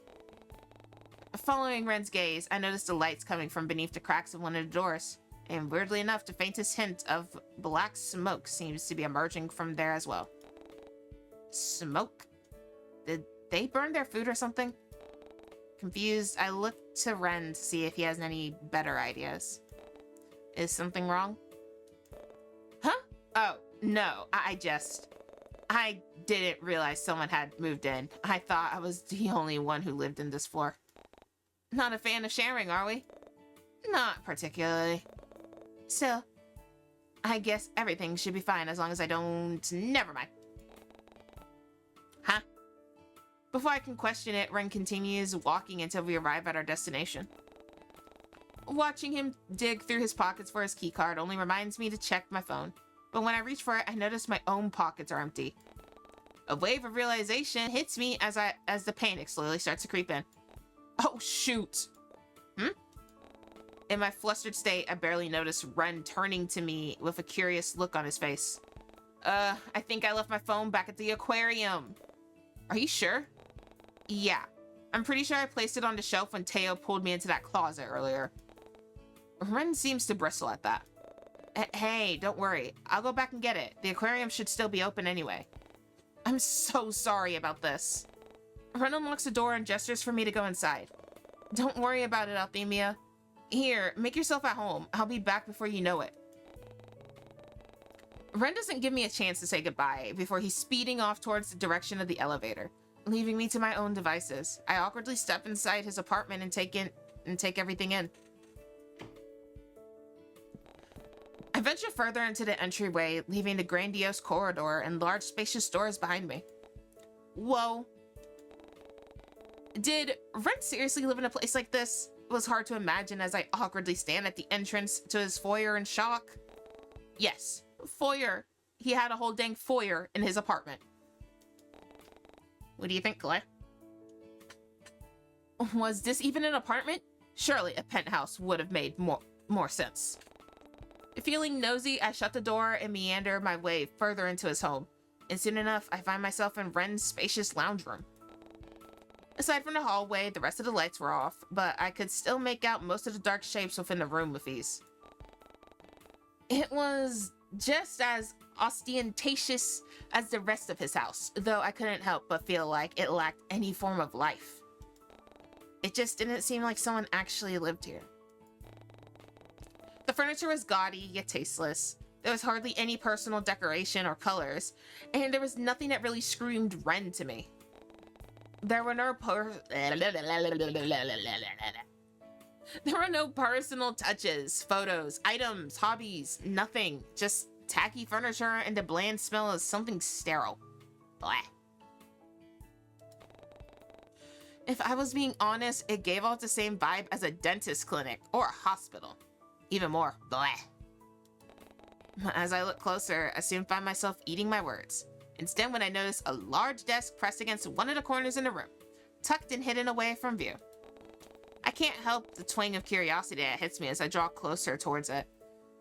And with the desk now close enough to see, I can easily make out the shape of some kind of art station, as well as Ren's laptop still open to the side. The papers are scattered all over the rest of the table, and another tentative step closer brings its contents into view. Were they rough drafts for a webcomic? I had an inkling Red would be into them, given his interest in AOG, but I had no idea he created a few of his own. One book in particular, however, piques my interest. With its unique cover, though it might have just been the book lover in me. It was thick and worn out, yet it looked like it was well taken care of. I noticed some kind of smudge marks, possibly red paint, staining the front of the cover, as well as some sort of circular indented notch right in the center. Does something go inside here? The contraption is foreign to me, and whatever fit inside this must have been how you unlock it. Oh, the ring! And as I turned the book in my hand, I noticed that the latch was already detached, and a few loose pages spill out onto the desk. With a panicked cry, I quickly scooped the papers back up and opened the book to stuff them back inside. But as I do, something else catches my eye. Weren't these sketches from Always With You? I could easily make out the male lead's hairstyle anywhere. After all, it was similar to Ren's, or rather Haruko's. Yet this one had a contrasting shade of black instead of pink. Maybe another character then. Strange. I don't remember seeing any similar black-haired characters in the webcomic. Still, the likeness of the art style was insane, and Always With You was the only webcomic published by the anonymous author. Their debut into the online industry was a huge success because of it. So, fan art? It was oddly cute to think that Ren might have made his own self-insert character. Though, if I were any better at art, I probably would have done the same. Curiosity once again gets the better of me. Or was it my hyperfixations? And I was half tempted to peek through the rest of the book to learn more. Should I? Ooh. I wanna do all of these. I wanna check out the desk first. The desk has me more interested than but the lock. But the lock's already detached. Desk. Holding the book to my chest for now, I glance at the desk once more. The papers were still there, alongside Ren's laptop that was still surprisingly on, despite not being plugged into the power socket. Admittedly, it did pique my interest. Why would Ren leave his laptop unattended? As if getting a response, a message pops up on the screen and startles me. You sure she's gone for real this time? We can't risk, after what happened last time. What? It's like it's following us. And just a suggestion, but maybe try burning that other thing too. I don't want any chances. Chances? Huh? I'd okay. Look, I'll see if I can visit and help you out as well. Need to return your boring piece of junk anyway. Okay. Didn't like it. Well, whatever. Don't do anything stupid in the meantime. Man. All of a sudden, the app closes itself and shows me Ren's cluttered desktop. And out of the corner of my eye, I swear I see the red light of his webcam turn on for a split second. Ugh. I shouldn't have been looking through Ren's personal messages without his permission. What kind of creep does that anyway? Almost ashamed, I stepped away from the laptop, but not before realizing the item still grasped in my hands. Oh. Closing the book, I make sure to shut the latch properly and place it back on the table. But as I do so, I accidentally knock over one of the ink bottles, which stains the desk a deep shade of red. Black. Why did I say red? Ah, crap. I frantically skitter about to look for some paper towels and eventually find myself in front of what I assumed were one of Ren's gaudy bathrooms. Whoa. Even his restroom looked expensive. I was afraid of touching anything, fearing it accidentally break it and end up paying for it. Glancing around again, I noticed how his countertop seemed to be void of any dental care, hairbrushes, and skincare products. Though a few bottles of concealer and an open box of hair dye sat in the corner near the sink. Well, I guess that answers my burning question on whether or not he actually had pink hair. But now it made me wonder, if Ren does dye his hair, then what was his natural hair color? There were still so many things I didn't know about that soft-looking guy, and I was beginning to question whether coming here was a good idea or not. With a sigh, I decided not to waste any more time thinking about irrelevant things and instead turn my attention back to the mission at hand, which was finding something to dry the ink with. It takes me a moment of contemplation, but I eventually settle on a roll of toilet paper before rushing back to the living room. And by some miracle, it easily lifts the marks from the desk, though it only seems to transfer onto my skin instead. Oopsie. Ugh. Great. Just when I thought it couldn't get any worse.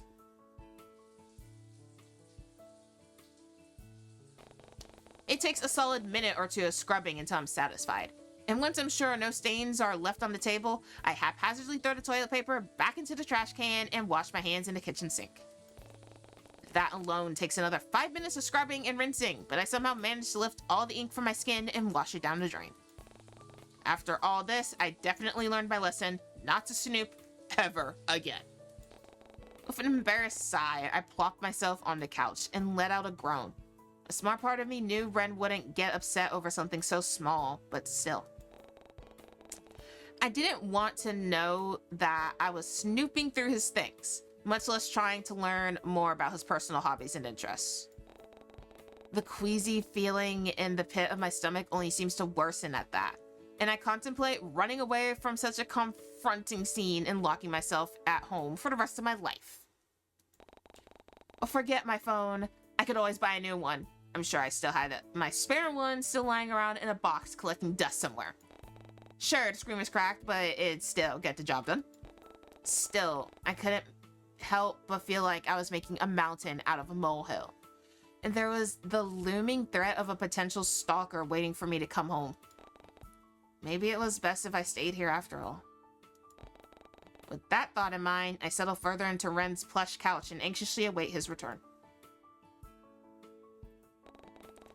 I can hear the faint ticking of a clock from somewhere in the endless maze of an apartment, alongside the occasional humming of the central heater he turned on before he left.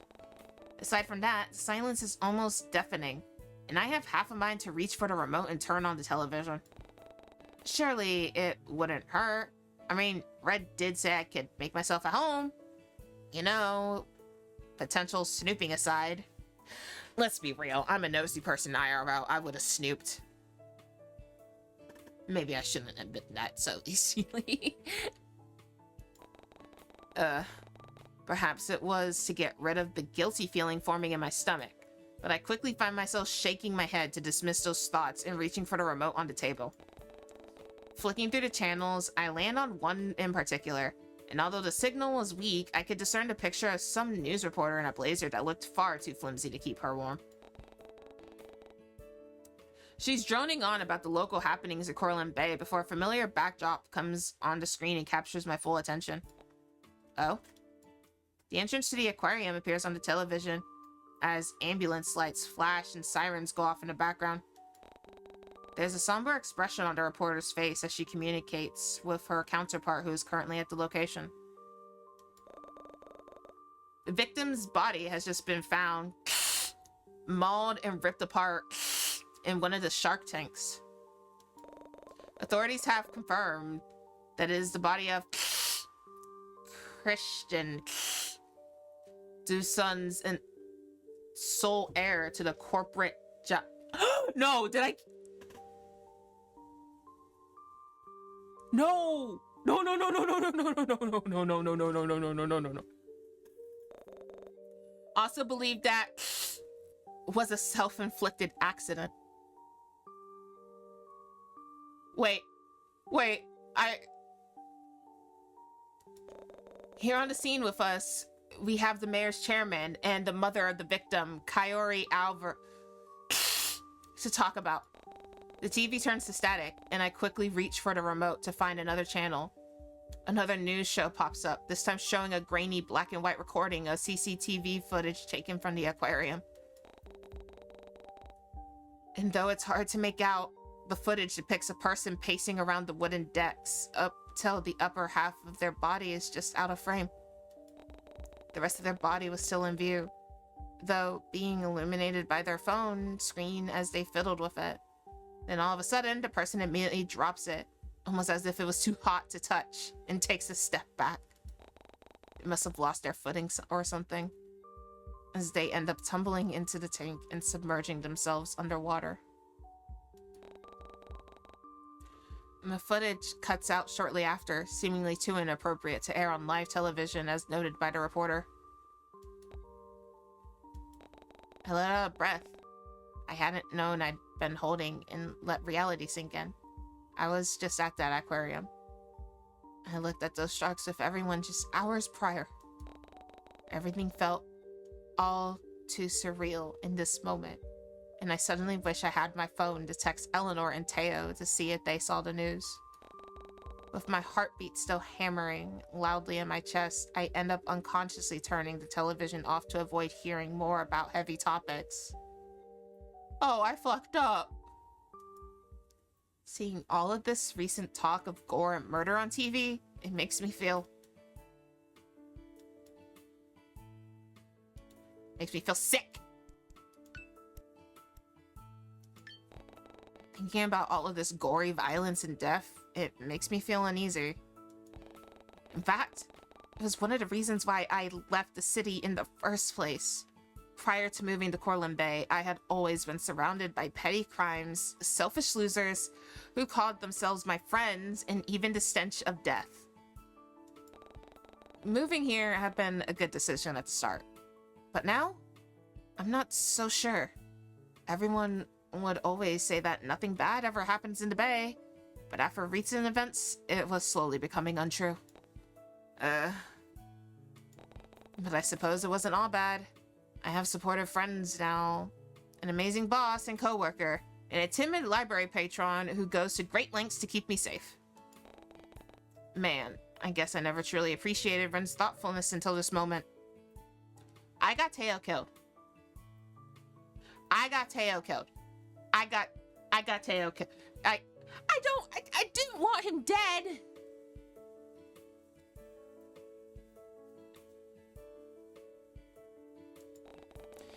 He's done so much for me these past few days, and not once has he asked for anything in return. And as if manifesting him with my thoughts, I hear the telltale sounds of the front door unlocking before Ren shuffles inside and flicks on all the lights. In one of his hands is my beloved phone, alongside a bag of delicious-smelling takeout and an angelfish plushie peeking out from another. And almost like a puppy, Ren immediately makes his way over to me, still perched on the couch before depositing the toy in my hands. Althemia? Were you sitting in here without any lights? Sorry, I should have turned them on before I left. But, I brought some food with me. I figured you might be hungry. I didn't really have much food in the pantry right now. Also, well, Ren looks as though he has something deeply serious he wants to say, and I had some kind of inclination as to what it might be. Something happened at the aquarium, Althemia. You might want to. Actually, maybe we should move this conversation to the kitchen. I already know, Ren. You do? About... Yeah... I saw on the news. So it's true then? Someone really did die?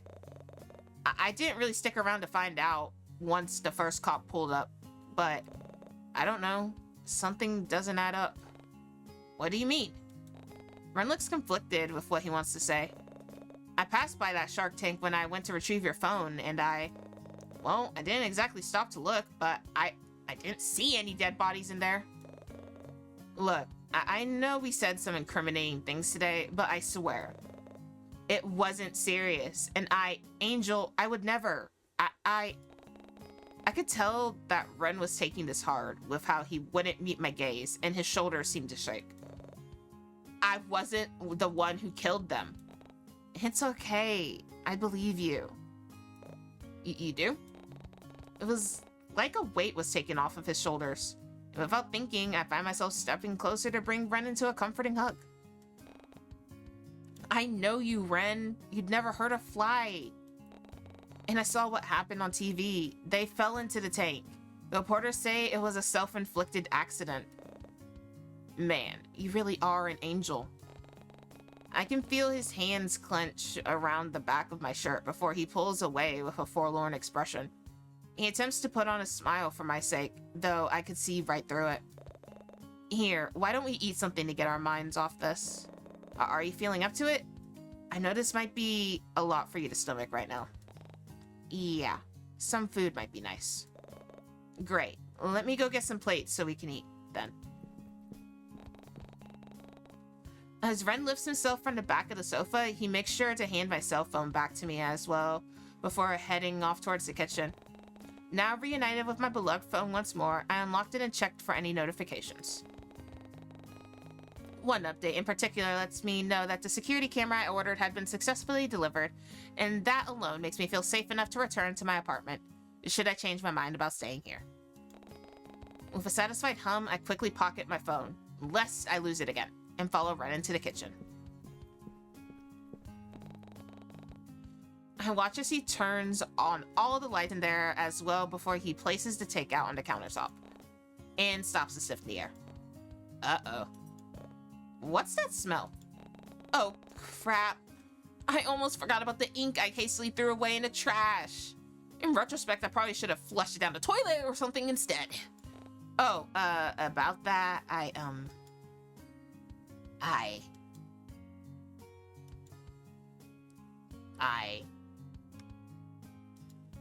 did a whoopsie.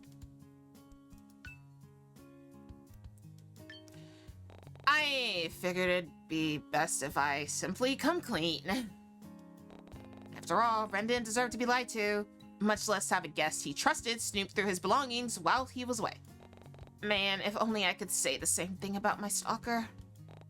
Before I can dwell on it any further, Ren's worried look pulls me from my thoughts and back to the present. Well, here goes nothing. I accidentally spilled some of your ink earlier. You... what? Food, now long forgotten, Ren rounds the corner within seconds and peers down at me with soft eyes.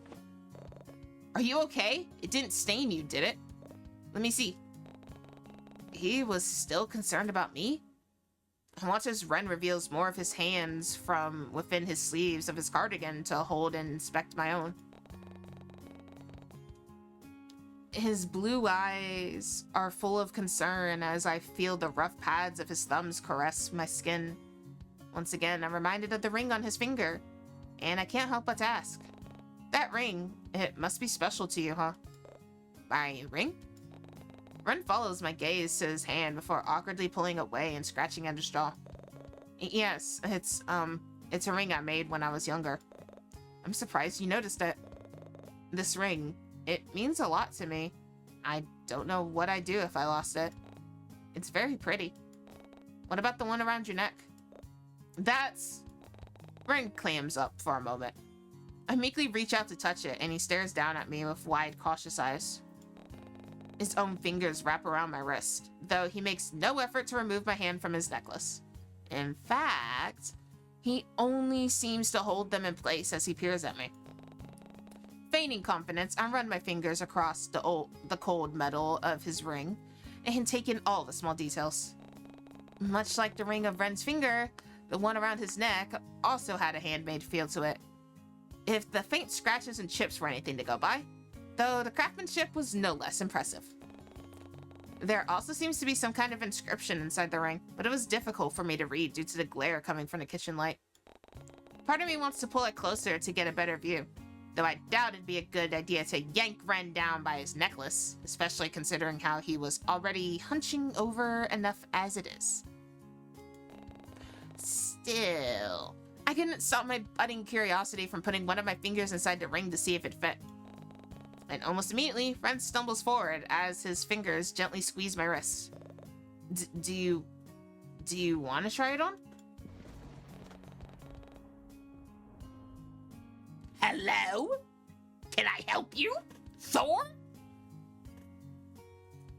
Before Ren can speak, a loud booming sound erupts from outside the apartment and startles the both of us. Man, was it seriously about to start raining again? You're joking. With a sigh, I abruptly pull away and glance out one of the large ceiling-to-floor windows. Dark clouds were rolling in from the distance, though there weren't any telltale signs of rain. Yet. Though the ominous black smoke was new, I didn't know the condensation got this bad. We weren't even that high up for fog to appear. Was this some kind of sign? Still, it wouldn't do to be stuck waiting out yet another storm again, so I glance in Ren's direction and offer a sympathetic smile. Maybe I should head home before it starts raining.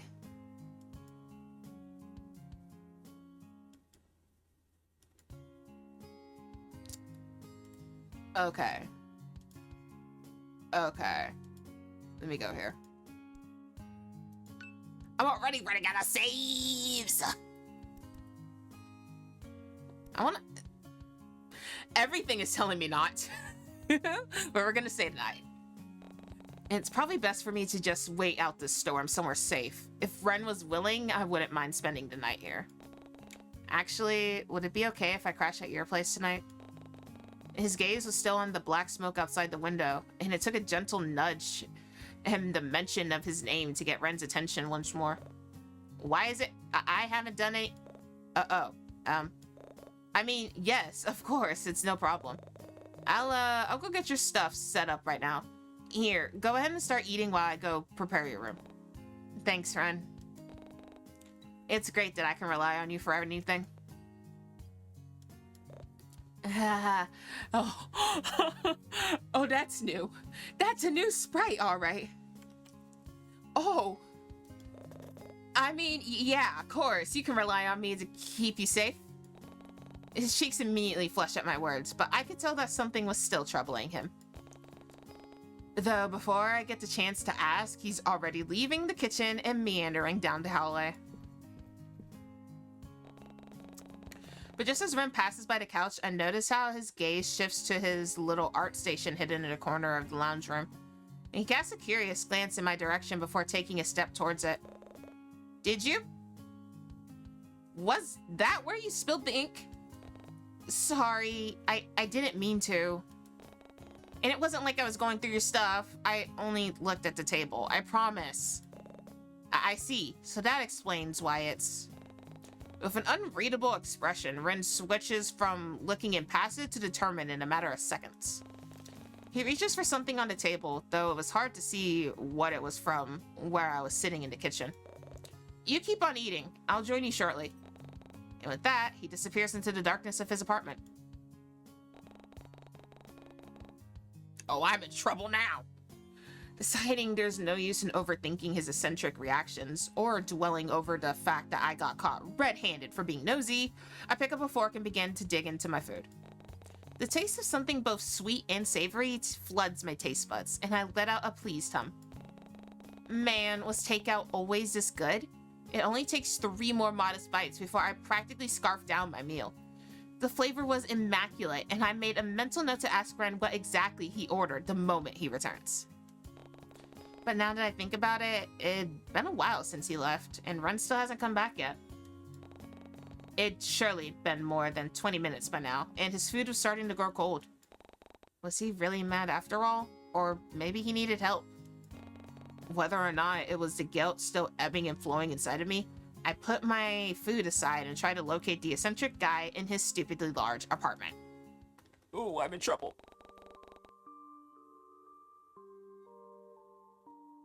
And as I tiptoe down the hallway, the very same black smoke from earlier rolls out from underneath one of the doors, making my mind grow fuzzy and my legs feel like jelly. What the? Confused and slightly dazed, I lean against a wall for support and weakly call out Ren's name. What was happening to me? A lurching feeling settles within the pit of my stomach. And just before I topple over, strong, scarred arms reach out and catch me.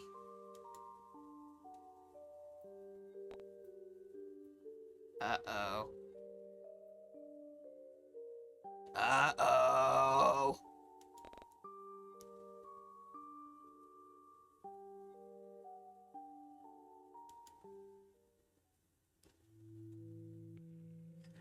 Oh no. um There we go. Oh, hi. Um You think you can let me go? Don't worry, Althemia. I won't let you get my bad ending. So don't hide from me. Why are you hiding from me? I won't hurt you, so don't be scared. Don't you realize that we're meant to be together? I love you, Althemia. I love you so much.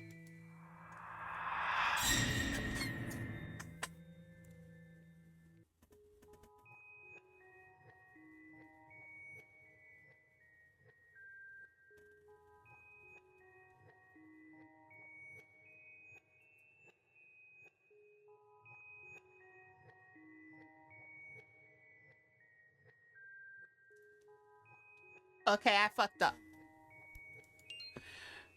Tell me something I don't know. I'm going home. Yeah, it's probably best for me to go home before that storm gets any worse. I still had to go back to work tomorrow anyway. Thanks for today, but I should probably start heading back now. Oh, it's really no problem.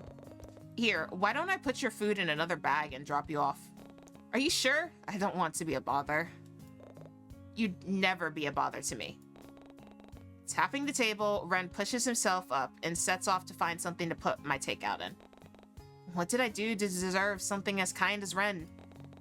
With a smile of my own, I get up from the stool and slowly make my way towards the entrance once more, but not before throwing Ren one final compliment. It's great that I can rely on you for anything. There's that again. Hands up, hands up. Wait, no, don't tell me there's no good ending. I mean, of course. Oh, thank the stars. The ride back to my place was nothing short of ominous. The looming clouds on the horizon made the scenery seem dark and eerie, but thankfully Ren and his pastel-colored hair were there to brighten things up. He even offered to walk me to my door, and what greeted the both of us was a single package on top of my doormat. Panic flashes through me at the thought of it being another gift from my supposed stalker. Then I remembered the purchase I made this morning and the notification I received on my phone. Ah, that must be my security cameras. Deftly picking it up, I put it under my arm as I fish for my keys in one of my pockets. I can sense Ren's eyes on me, or rather my package, but even as I glance in his direction, I can tell that he's trying to hold himself back from asking. Surely there wouldn't be any harm in telling him. Oh, I bought a security camera this morning because of how shady this neighborhood is. I figured it'd be a good idea to be safer than sorry. Blech. That creep didn't come back, did he?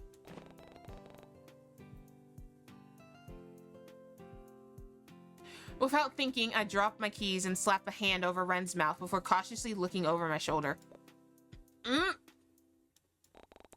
What was I doing? I was getting paranoid. I was getting worked up and acting paranoid again. With an embarrassed look, I turned back to apologize to Ren, only to find his cheeks a deep red and a hand wrapped around my wrist. When did he? Quickly withdrawing my hand, I squeak out an apology before picking up my keys and turning back to my door. I still didn't want to get Ren involved with my problems, but I honestly didn't want to risk being alone tonight either. Too lost in my own world, I barely noticed Ren coming closer, nor his hand covering my keys to steady my fidgeting. Do you want some help? He must have seen the look of confusion on my face since he continues sulking.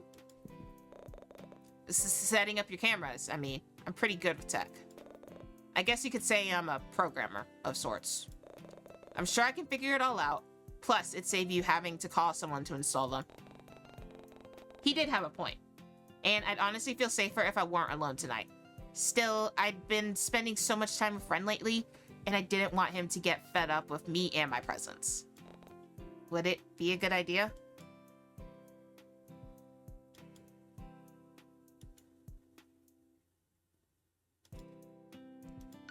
I'm running out of saves.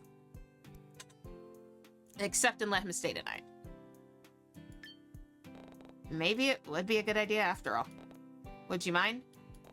I probably look pathetic with how I barely make any eye contact, instead choosing to stare at my door rather than run. But he doesn't seem to mind. Or perhaps he simply chooses not to comment on it. I'd be happy to, Angel. With a smile, I opened the door and let Ren inside. I watch as he awkwardly shuffles about in the hallway, almost uncertain if he should come inside or not. He moves to take off his shoes, and I watch in awe as he neatly stacks them next to the umbrella rack. Oh, are you the type to leave your shoes on at home? Sorry, I'll... No, you're fine. He really was adorable. Putting the small talk aside for a moment, I ushered a pink-haired person into my living room and situate ourselves on the couch. Ren wastes no time in opening my package, placing all the bits and pieces on my table, and setting off to work. Though every so often, he'd sneak a peek in my direction whenever he thinks I'm not looking. Did he want something? Raising a brow, I send him a silent question. I don't mean to pry into your personal life, but, you know, you're always welcome to stay at my apartment. Ren, I've seen where you live. I doubt I could afford rent. You could stay for free. I don't mind at all. And I'm more than capable of covering your costs. I'd make a really good roommate, too. I always clean up after myself, and I wouldn't mind doing the same for you as well. Only if you'd be fine with it, though. And I can cook as well. Laundry, cleaning, repairing things around the house. Yard work? I can do it all for you. Really. Yard work. Ren, you live in an apartment. There is no yard to work on. Wait, you have a yard? Man, they can really fit a lot into those upscale apartments, huh? Well, no, I don't. But I used to do the gardening and use the lawnmower a lot when I was younger. I'm sure I can figure it all out again. You don't have a yard. There's no need to figure it out. Not that I need to, though. Like you said, no yard.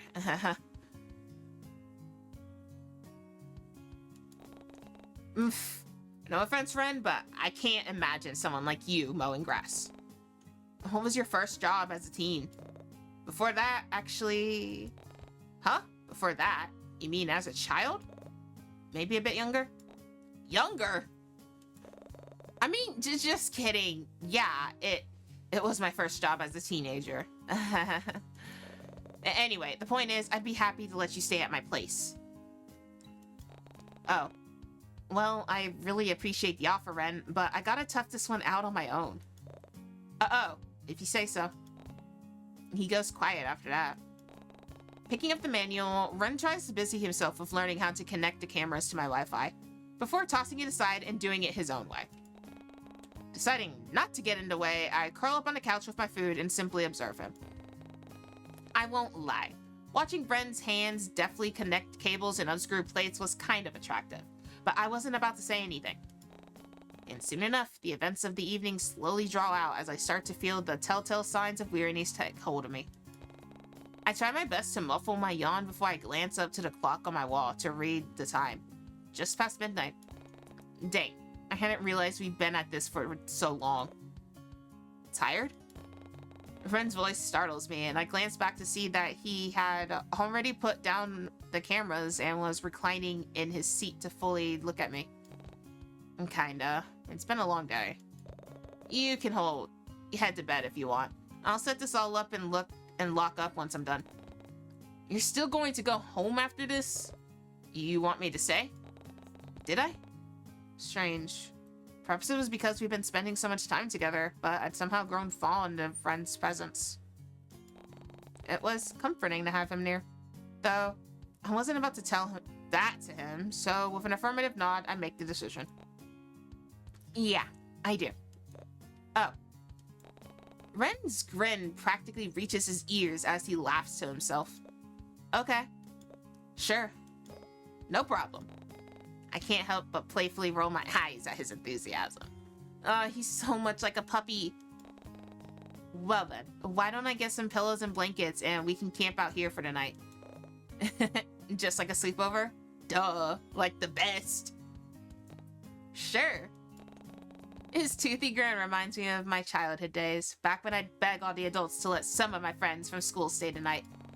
With all of us wrapped up in the padded blankets, I cuddled up on the couch with everyone until we all fell asleep. But it wasn't Leon who came to mind. It was... someone else? Their face was blurry, but I could make out tufts of black hair from within the blankets surrounding us, and the same toothy grin Ren was giving me. But when I focused my attention back on him, I noticed that the smile is gone, and he's instead looking at me with a confused look on his face. I must have been spacing out again. Sorry, I'll go get those pillows now. Let me know if you need any help. Ren's response gets drowned out as I flee into the hallway. It took a while, but Ren managed to set the cameras up and honk? And hook it all up to an app on my phone, all while I made myself comfortable on the couch. He explained how to use it, but if I were being honest, I started to nod off once he started geeking out about the different kinds of alarm buttons. Before I know it, my head falls onto his shoulder with a soft thump, and I feel Ren's body shakes as he let out a faint laugh. Something moves from the chair next to him before a warm duvet is wrapped around my shoulders.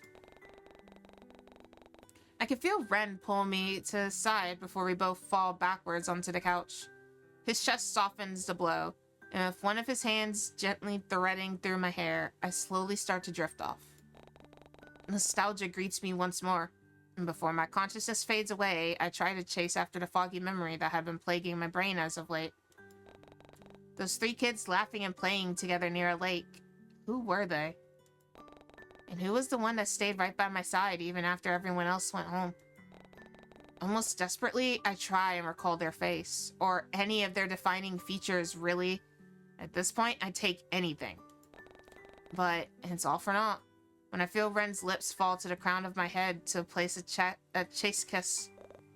Sleep well, Althemia. With his comforting voice in mind, I slowly start to slip away. Aww.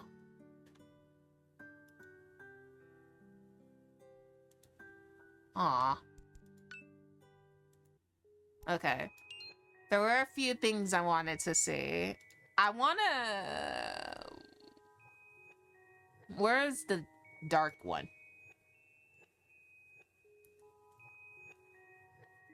I definitely want to go back to here and dissuade his dark behavior, and maybe that will save Teo. Ren, that was really messed up. You shouldn't joke around like that, especially when it involves my friends. I was only kidding, Angel. I wouldn't actually do something like that. His blue eyes widen at that, and I can tell from his expression that Ren really was being sincere in this moment.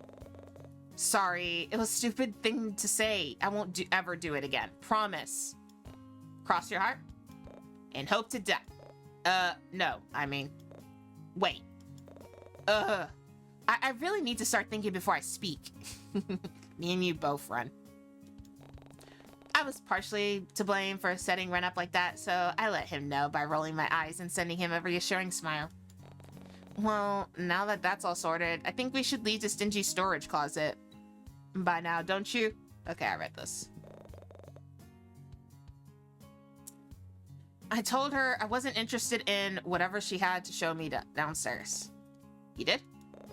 Yeah, I did. I promise. That was all you said? Yes, more or less. But I guess you didn't really like that answer, huh? I'm sorry for not telling you sooner. I let out a deep sigh and weigh Ren's words. Was he really telling me the truth?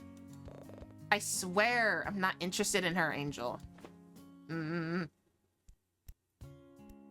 we're gonna leave the storage closet. See if that does anything. Actually, maybe we should just get out of this closet and face him like adults. Yeah, it's probably for the best.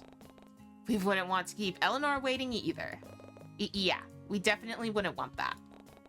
I can see the dejected look briefly take hold of his expression before Ren turns on his heels and offers a hand to guide me out of the dark room. But before he opens the closet door, I place a quick peck on his cheek before stepping out with a grin. So are they out here this time? Nope. I don't think this is really one of those important decisions, but I'll change it. I'm not really sure, to be honest. Yeah, it's hard to tell with those two, isn't it? Maybe it's best if we leave it up to destiny. You know, you sound an awful lot like Leon. Soon enough, our Ooh. Weird lock. Weird lock. Drawings? Weird lock. Drawings? Weird lock. Weird lock. Glancing at the book still in my hands, I check out the lock one more time. Yet, no matter how many times I turn to angle the book differently, I still can't figure out how the mechanism works. It didn't look like a normal key would fit in it, and I didn't see any space to insert one in the first place. All it had was a small indent in the center and room underneath to insert the latch. But upon further inspection, wouldn't a ring fit in here? It had just enough space for one, and it definitely fit the circular shape. Though I don't think I'd ever heard of a lock that could be opened with a ring. Maybe I should invest in one for my own apartment. Figuring it isn't my place to snoop any further, I tear my eyes away from the front cover and close the book. Ah, there it goes. Whoopsies. Here's me spilling stuff.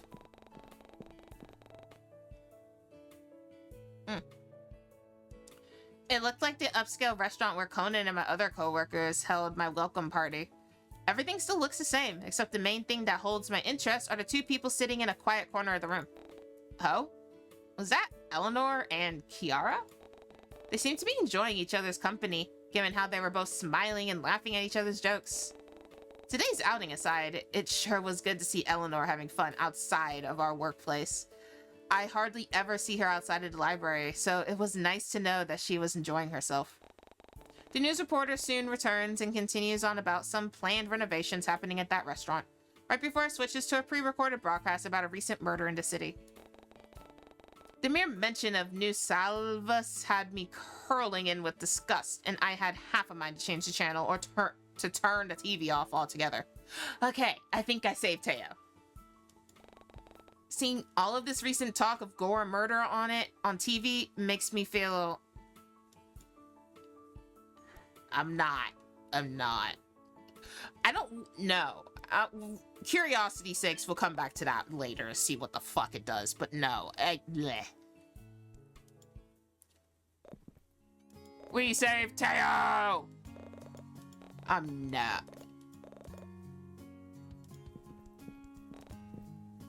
Okay. Wow. What if I don't say anything?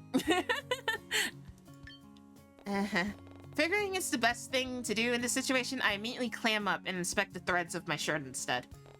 Though it does me no favors as Ren immediately picks up on my strange behavior with a tilt of his head. Althemia? As he moves closer to my side, he casually opens the trash can to discard some rubbish, only to notice the inky toilet paper sitting at the top. I watch in horror as he takes in the sight before him, and I will the ground to open up and swallow me whole. I can explain. I guess I forgot to take out the trash this morning. Sorry you had to put up with that strong smell. What? He must have known. Surely he had every reason to call me out on my lie, yet he didn't. Instead, Ren seemed to take the blame with a carefree smile. Forget it. Maybe it was some form of righteousness, but I find myself confessing the truth. I accidentally spilled some of your ink earlier. You... what? We will go home. I do not want that bad ending again. I will accept and let him stay tonight. Because I do like keeping Teo alive. Okay, where is it? Okay, I'll save over that, because I don't like that. But I do want to go back. Where was it?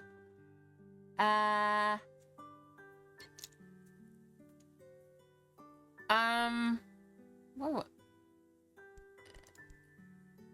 Is it this one? Yeah. What? What, for the sake of choosing it, what happens if I say I enjoy seeing it? I guess some morbid part of me honestly liked hearing about all these sickening topics on the news. Though, it made sense considering how I'd been all but encompassed by it while living in the city. Everywhere I went, I was surrounded by petty crimes, selfish losers. I always thought moving to Corland Bay would give me a break from it.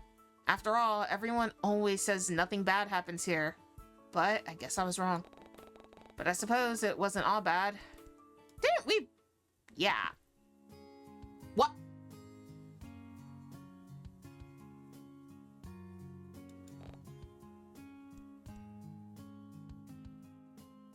Huh?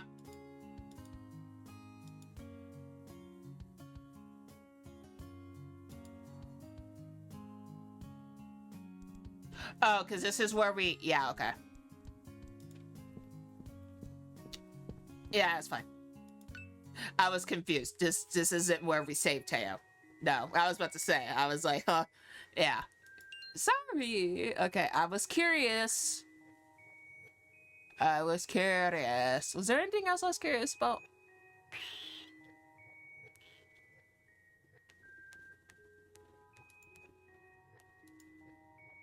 I don't think so. Oh yeah, I am curious. What happens if he's declined and say goodnight? No, I didn't want to risk it. I really appreciate the offer, Em, but I gotta tough this one out on my own. Oh, if you say so. His concern for my well-being is evident, but I didn't want to get him involved. This was my problem, and I should handle it all on my own. Still, part of me knew I wouldn't hesitate to call him if something went wrong. After spending so much time with a friend, I'd grown to appreciate his company. Something about him felt so comforting to me. Anyway, you should probably head home before the storm comes. Thanks for dropping me off, and for the food. I make sure to lift a bag full of takeaway for him to see. Yeah. Of course. Thanks for, paying for my ticket? You can thank Teo for that. I think I'll pass. Ren's face playfully scrunches up at the mere mention of Teo, and I find myself letting out a small chuckle before unlocking my front door and stepping into my apartment. Well, I should probably go set up this camera and set up and head to bed. Jeez. Stay safe on your drive back. You too. Well, you're not driving anywhere, so dream safe. I mean, drive sleep. Stay well. I still can't get this right. Good night, Ren. I send him off with a smile before closing the door. It takes me a while and countless online video tutorials, but I somehow managed to set up the security cameras and connect them to an app on my phone without too much trouble. It would alert me of any unusual activity and movements when I'm not home, and I felt immensely safer because of it. Though I still had faith that my new lock hadn't been tampered with since I got it, considering how the letter had been shoved underneath the door rather than being placed on something as conspicuous as a table. If I had found it on my bedside table instead, I definitely would have felt true fear. I was getting worked up again. If I continued to think about this any more than I should, I swear I would start to go crazy. Deciding that this was a problem for future me, I lock myself in my bedroom and hide within the safety of my duvet. A faint glow emits from my phone as I check to make sure I have all the angles in my apartment covered. Satisfied with my handiwork, I lay back on my bed and idly zoom in and out with one of the camera screens until I grow bored. I doubt I'd be able to fall asleep quickly, but it wouldn't hurt to try. Besides, I had to be up bright and early for work tomorrow. With that thought in mind, I lock my phone, shove it under one of my pillows, and will myself to fall asleep.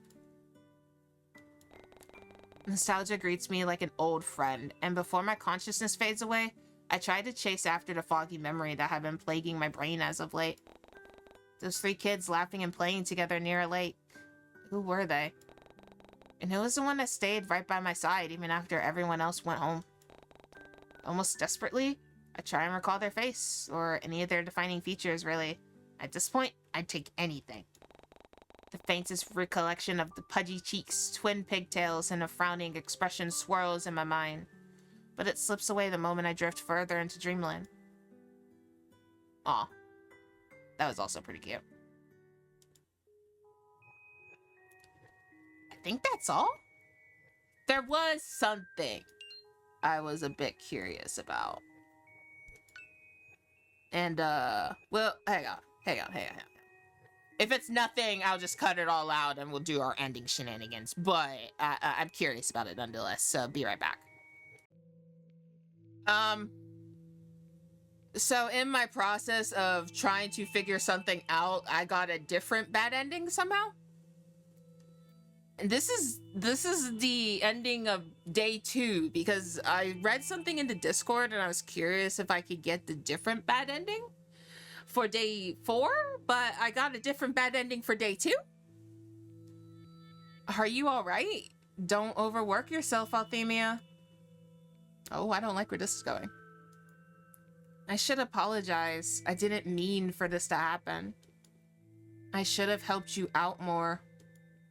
The choices you're making and the path you're going down, it's not what I... No, never mind. Look, you have to know. I can't keep doing this for you, Althemia. I can't keep preventing you from getting my bad end. You won't like what happens. You won't like it. The timing of Kalea's shaking kind of scared me. It's not as kind as me, nor as soft or lenient. It will sense your fear and feed off of it. Even if you give it just a small dose, it won't. It won't. It won't.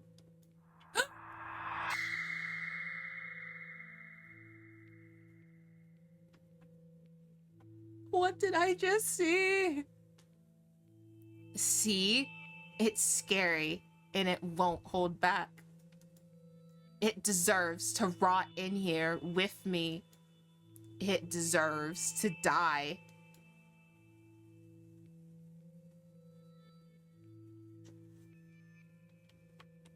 It deserves to drown in its own filth and carnage, choke on its regrets until it's nothing left but a husk, empty husk. That disgusting abhorrence deserves to be the darkness void of any orphanages. It doesn't deserve to be in the light. It doesn't deserve to bask in your radiance, to see how much you... to smile. It doesn't deserve to feel your warmth. It deserves an eternity in damnation and solitude for these decrepit emotions, for making me this, these thoughts, and act this way. I scared you because of it. I should kill it. I want to kill it.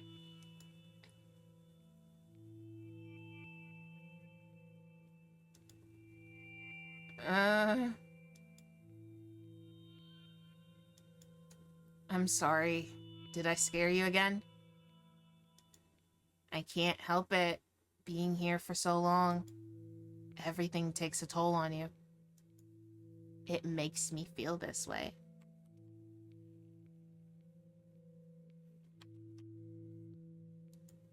Forces me to.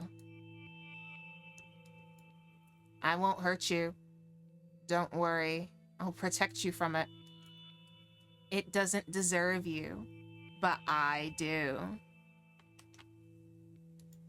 I do. I do, I do, I do, I do, I do. Oh, what have I done?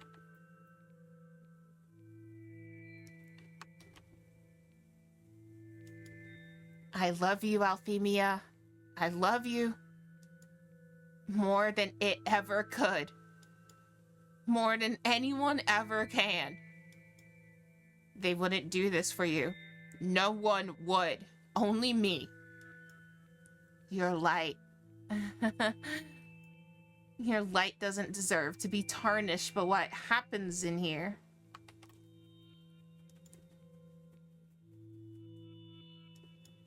Sorry. Look, all I want is for you to stop trying to go down this path. If you really want to see me, you don't need to keep making the wrong choices. I'll always be watching you. I'll always be with you. And I'll always protect you. From the people who try to take you away from me, from my bad ends, from it.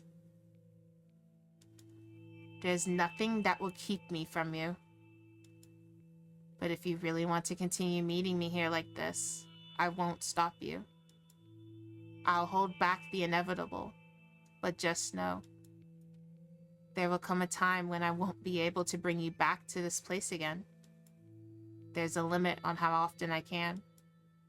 No, never mind. I don't want to worry you. Alright, I'm going to send you back again, okay? So promise me. Promise me this time you'll listen to my warnings. I'll help you as much as I can next time, so don't concern yourself with meeting me here anymore. I'll find a way to meet you instead. I already can, anyway. Have you figured it out yet?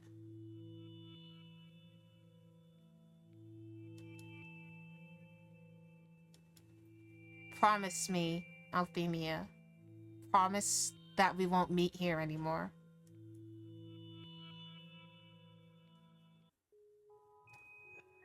Where did he go? Huh? What? Wait. Huh? Where? Why is he not on the screen?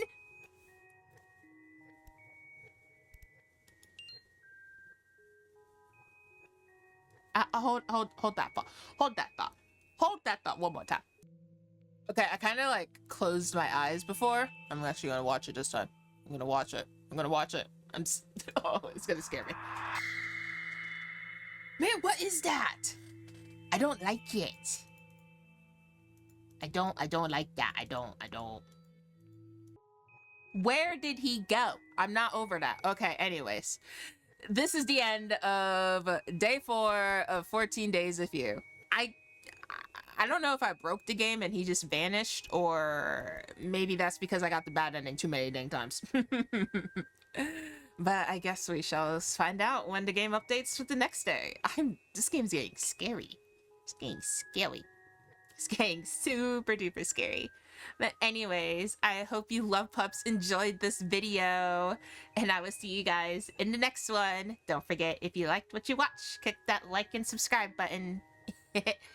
Bye bye, love pups. Love y'all.